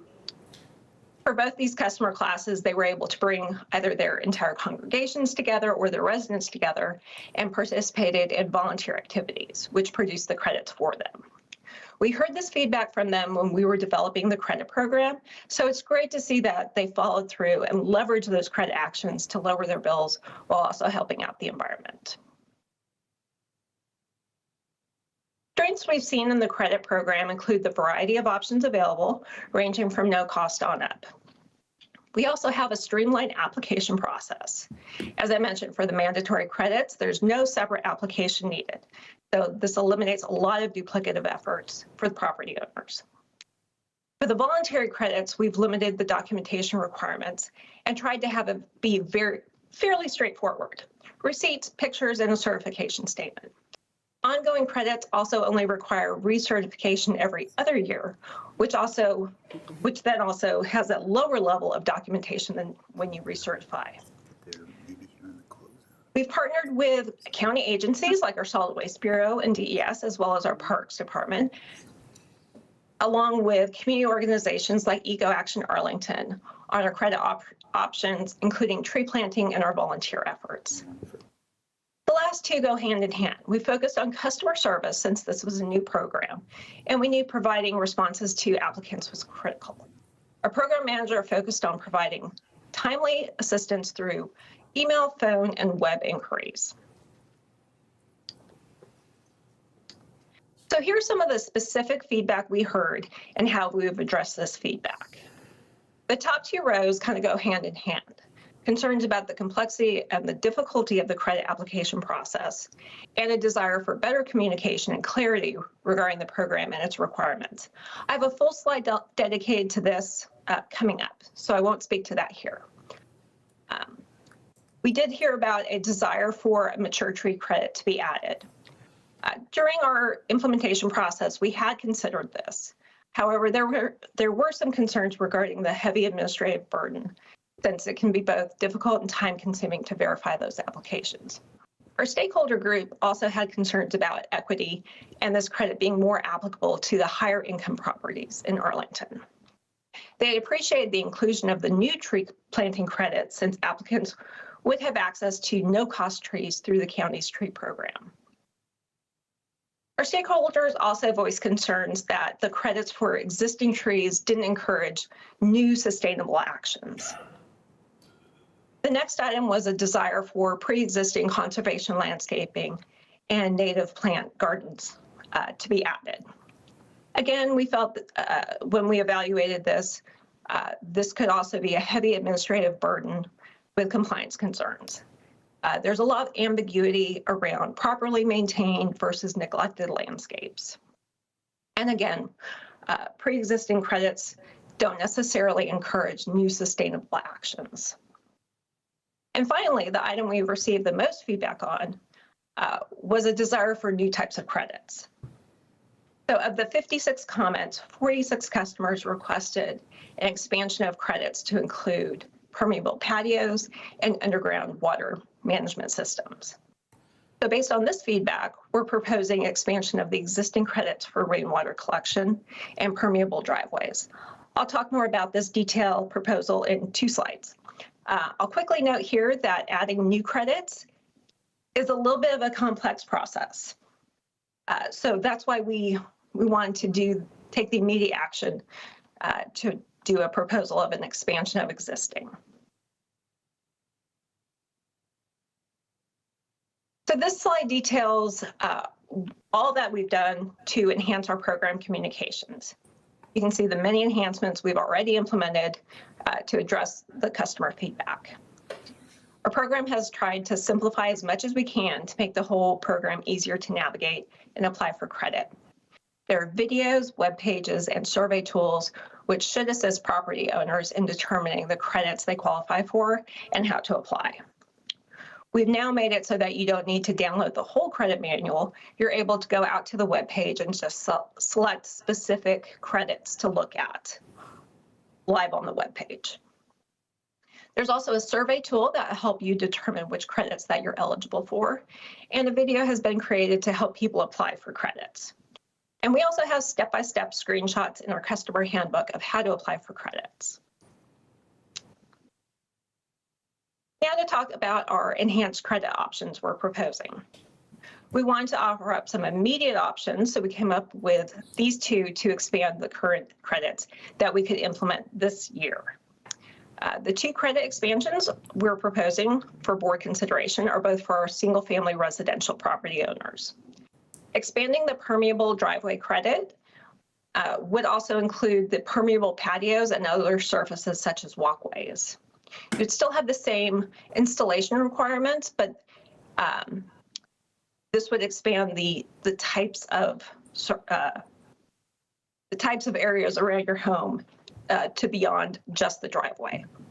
This would only apply for lots that have a total impervious cover of less than 75th percentile for their zoning category. The second item is to expand the rainwater collection credit to also include redirection to an underground absorption feature, including dry wells or French drains. We caveat that this redirection should not impact either your neighbors or public sidewalks. If these expansions are adopted in December, then customers with these credit practices could then apply for credit starting in December when we open the program, and the credits would apply to their 2025 bill. So due to the timing of our review and the required county board approvals, we've actually delayed the opening of the credit application period until after the December board meeting, where there will be a public hearing before the board considers this change. We've put out various notices, including postcards and emails, to our property owners and to let them know about these potential changes. We wanted to note again that we'll continue to make enhancements where possible for the webpage, the manual, and the handbook. And we'll also continue to review our feedback and propose any pertinent changes. So this concludes my presentation, and we're available to take any questions. Thank you very much. All right. I don't believe we have any advisory groups, nor do we have any speakers. Is that correct, Mr. Kushner? That is correct. Okay. I think I'll turn to Ms. Cunningham to make a motion, and I'll see if we have any discussion. Certainly. I move that the county board adopt a resolution, attachment A of the staff report, to authorize advertisement of a public hearing at the December 14th, 2024 county board meeting to consider adoption of an ordinance with an effective date of December 15th, 2024 to amend, reenact, and recodify Chapter 26, Utilities, Article 3, Stormwater Utility, Section 26-122, Stormwater Utility Fee Credits, subsection B2, Voluntary Credits of the Arlington County Code to modify the county's stormwater utility credit program. Thank you. Is there a second? Second. All right. Motion has been moved and seconded by, I'll give that one to Mr. DeFerranti. And Ms. Cunningham, would you like to speak to your motion? Sure. So our stormwater infrastructure is largely below ground and largely inadequate. So it was built during a time when we thought we could control the universe. We have since realized that, as more land was developed and really more recently as the climate intensified, that we need to do more to manage stormwater. So I really thank the staff members who have been driving this stormwater utility concept for quite some time in response to really intensifying storms and the recognition that we weren't going to get there fast enough with the methods we had in place, and that we needed to encourage every property owner or resident to do the best that they could. So I know it was the first year of the program. It was a little rocky in a couple places, as you would expect in the first year, but overall a huge success. And I think the ability to take feedback before the program was created, as well as throughout this year, is really well reflected in the doable changes that are proposed this year. I know there are a few others that people would like to see over time, and I know we as a board will continue to grapple with that, but wanted to thank you all for doing all the work. Great, thank you. Any other questions or comments? All right, I also appreciate the presentation and all of the work, the responsiveness. I think I second everything that Ms. Cunningham. Great work, thank you. All right, I'm just about to vote, and we will put this out for an advertisement, and will come back to us for adoption in December. All in favor of the motion before us, please say aye. Aye. Aye, motion passes 5-0. Thank you so very much, and this will be back in December. Thank you, everybody. Thank you, Ms. Smith. All right, next item, Mr. Kushner, would you call it, please? Yes, of course. Our final item for the evening, item number 41 is financial results and closeout for the fiscal year ending June 30th, 2024. All right, Mr. Manager, over to you. So, Madam Chair, I was not going to make a presentation here. We presented slides and discussion points on Saturday. I'm happy to go over any of those again and available to answer any questions. That's fine, thank you. And we don't have any advisory groups, and I don't believe, or any speakers, I don't We believe. do have one speaker. We do, and we'll take the speaker.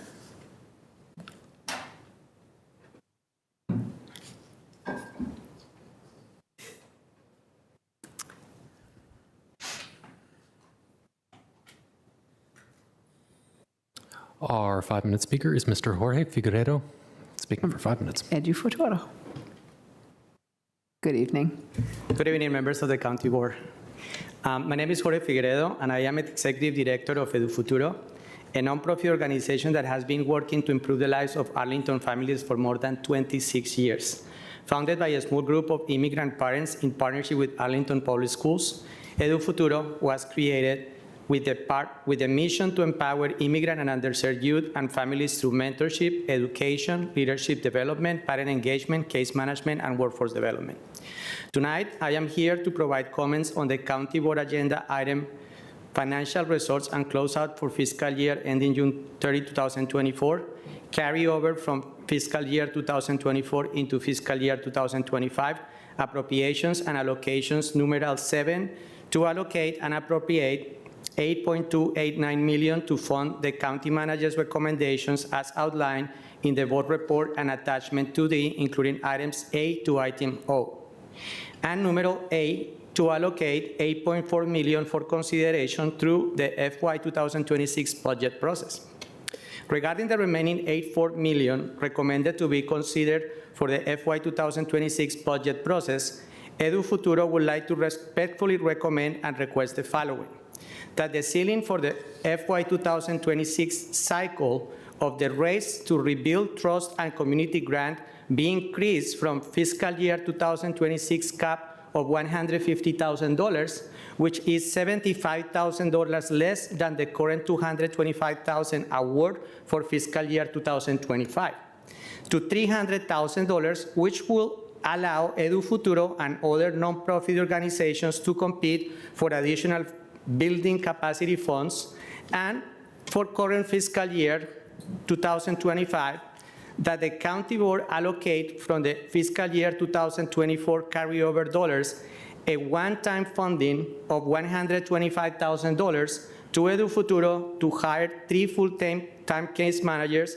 from January 1st, 2025 to June 30, 2025, to create a response team to train and deploy for the purpose of working with Arlington, Latino, and immigrant families who may be protected under some type of protective immigration status, or to those that may still be looking to resolve their immigration status, to educate them about the rights in case of any family member, friend, or acquaintance is detained by Immigration and Customs Enforcement agents. Edu Futuro was very grateful when the Arlington County Board voted to create a new equity center funding model that resulted in the release of the Race to Rebuild Trust Community Notice of funding availability in October 2023, and subsequently awarded grants totaling $2.39 million to 22 nonprofit organizations serving Arlington County families for fiscal year 2025. This pilot competitive process to fund local nonprofits focused on human and community services was welcomed by a multitude of Arlington-based organizations that were not part of the legacy contracts that have been disbursed in Arlington for more than 30 years, or 3 decades. We understand the importance that these safety net providers receive funding for supporting basic needs in our community. However, we ask the county board to remember that the local nonprofit landscape has changed dramatically over 30 years, and that the organizations that are providing critical and essential services to members of our BIPOC communities today did not exist in the 1990s. If the intention of the board is to create a new equity-centered funding model that is fairer and just, then organizations like Edu Futuro should not be penalized with a major budget cut of $75,000 from a raised grant when our impactful and, in our humble opinion, life-changing services will be more needed than ever by the students, parents, and children served by our nonprofit organization.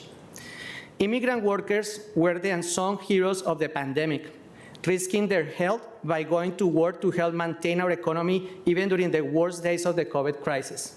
However, the recent election is destined to have an unprecedented impact on the lives of some members of our immigrant and Latino families living in Arlington County. Edu Futuro is uniquely equipped to work with an immigrant community that is now facing years of uncertainty, anxiety, and fear. On behalf of the more than 900 Arlington children, youth, and adults Edu Futuro will serve during fiscal year 2025. Based on our current capacity, we thank you all, members of the Arlington County Board, for your consideration and action on our request tonight. Thank you. Thank you, Mr. If you have any Figueredo. questions, I'll be happy to answer. Thank you, Mr. Figueredo. I think that's our final speaker. That's our final speaker. All right, colleagues. Conversation is now with us. I think I will turn to Ms. Coffey to make a motion, and I believe we have an amendment to the motion coming up as well. So if you would like to make the motion, and then I can have you speak to it if you would like to. And if you would like to have, excuse me? I think I'm waiting on a slightly amended motion to arrive in my inbox. I was going to send this over. This is not amended, though. We have some adjustments. Okay, you guys have been organizing. That's great. Whereas the as printed one is fine, and then you're displaying. The amendment, I think that's maybe what we will do. Yes. It came Ms. through. Ms. Cord might help us out here, yes. No, just Outlook being a little slow. It's there now, so. Do you have the new one now with the red line language? Yes. Okay. Okay. Okay. Okay. I'm We're ready. ready. We're ready. Go ahead. Take it away. I move that the county board, 1, adopt the fiscal year 2024 county government appropriation resolution shown on attachment 1A of the staff report. 2, allocate remaining balances from the fiscal year 2024 to legally restricted and priority areas identified by the county board as shown on attachment 1B of the staff report. 3, amend the fiscal year 2025 county operating budget by approving the appropriations in attachment 2 of the staff report. And 4, allocate $2.8 million to digital equity initiatives, including $537,100 for use in fiscal year 2025, with the following amendment, which is that I move that we allocate $65,000 and 1 FTE from available closeout funds to the county board office to fund a policy director position beginning in March 2025, and adopt the following amendments to attachments 1B and 2D of the board report to reflect those changes. In addition to supporting board members with current policy. I think that's not part of the, is that part of the motion? That's the statement. That's the statement. Okay, Okay. great. I will stop there for a moment. Thank you. Is there a second? And the clerk will put up the. If you can put it up, yeah, that would be great. I'll give that to Mr. Karantonis as a second. Thank you, Ms. Coffey. I know we've been kind of making a lot of changes last minute here, so it's not so simple. Okay. Got to stay agile. Yeah. All right. So that's the amendment, right? Okay. Would you like to speak to your motion? Yes. And the amendment too? To speak to the amendment, adding the policy director position in March 2025, in addition to supporting board members with current policy advice and analysis, this position is intended to take a future-facing view of the board's policy priorities and to identify and track progression on individual project basis. The focus of this position will be on developing and making recommendations based on emerging trends in the county, in policy, in issues that are occurring. Currently, the board office staff only only has one aide per board member to support us in our policy work. But as the work continues to grow, this role will help add capacity for the board to pursue and have ownership over board policy initiatives. This amendment will reduce the funding available for fiscal year 2026 consideration by $65,000 to $8,347,536 and is reflected as you can see on the screen currently for attachments 1B and 2D to the closeout board report. Excellent. All right. Thank you. Anything else you would like to say at this moment? Okay, colleagues, any questions, comments? Mr. DeFranti. No, thank you, Ms. Coffey. Nothing with respect to that. I'm happy to support this motion. To Mr. Figueredo's comments and concerns, it's been some time. I've had a child since we last talked, but the raise grants, of course, you were awarded raise grant last year. That is a process that there's a group that made those decisions and recommendations to the board, and then we made the final decision, but we got the recommendations there. You received significant funding. I believe, Mr. Manager, we have a December 13th deadline for the next piece and the applications there. So I hear your concern on the 150 versus 300,000, but from my perspective, we've sort of already started the grant process. I think I'm not 100% certain. I don't know if the manager is or if that's something we'd want to get back to Mr. Figueredo on that cap. I believe we've reached a preliminary conversation, but I don't know. Yes, so that was the cap that was laid out. So it's always, the board always has the prerogative, though, once we reach a decision. And one of the things we do when taking this money and moving it into the budget process for the future is you have the ability to change those, the cap, not the criteria by which we make the decisions. Sure. So we do have that. We always have that authority.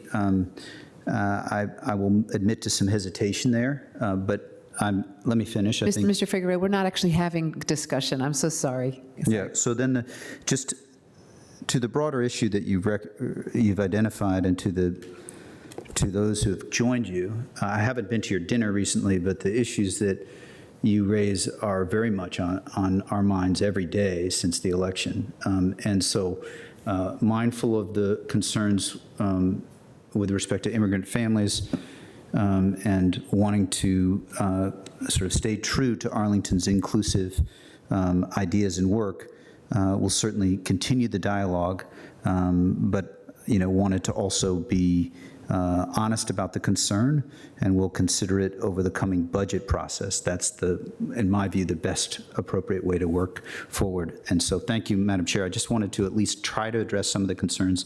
I think there's shared concern for all of us with our immigrant communities. Certainly that's one of the first things that we're thinking about when we go to sleep and when we wake up in the morning, but also wanted to sort of share that budget process piece. Thank you. The process is important. Mr. Karantonis. Thank you, Madam Chair.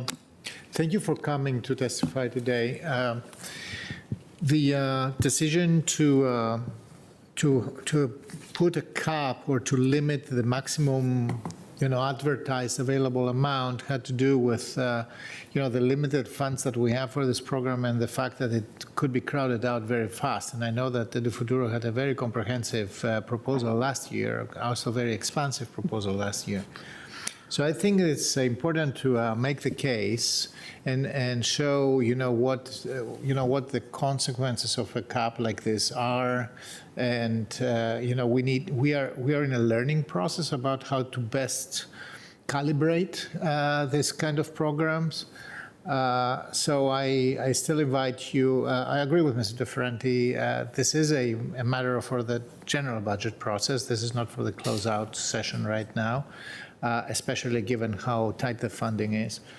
I would just invite you to seek conversations with us so that we can see exactly where the issues rise and what is now not fundable, or, in which ways you will have to modify the proposals.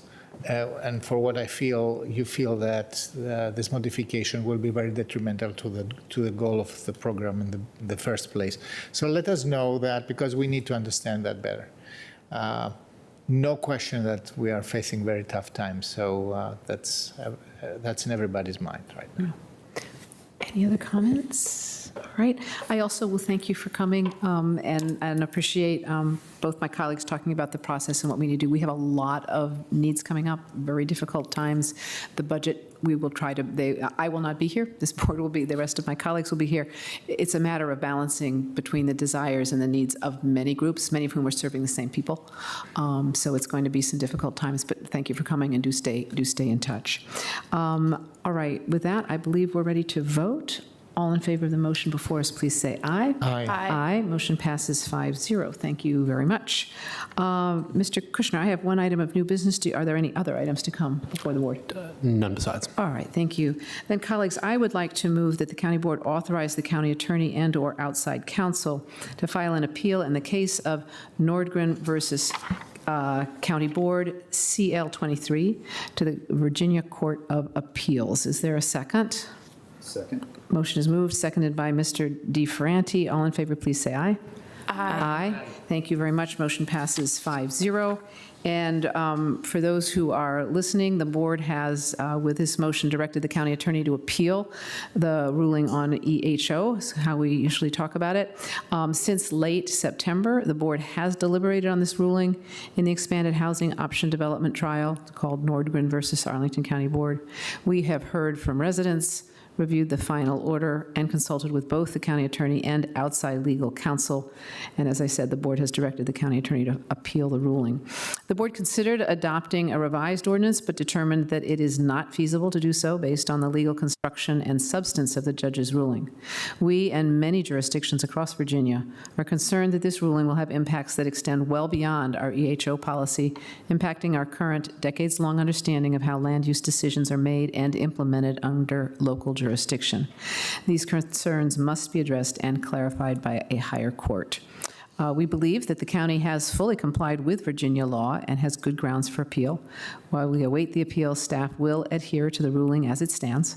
The county will also continue to work to address housing needs across our community. And I will note that a public website with full trial transcripts and detailing evidence presented by the county will go live tomorrow for those who wish to learn more about the details of this case. And with that, I think we are finished for our meeting for November. Everyone have a good Thanksgiving. If I don't see you, I think we probably will. We are adjourned. Thanksgiving.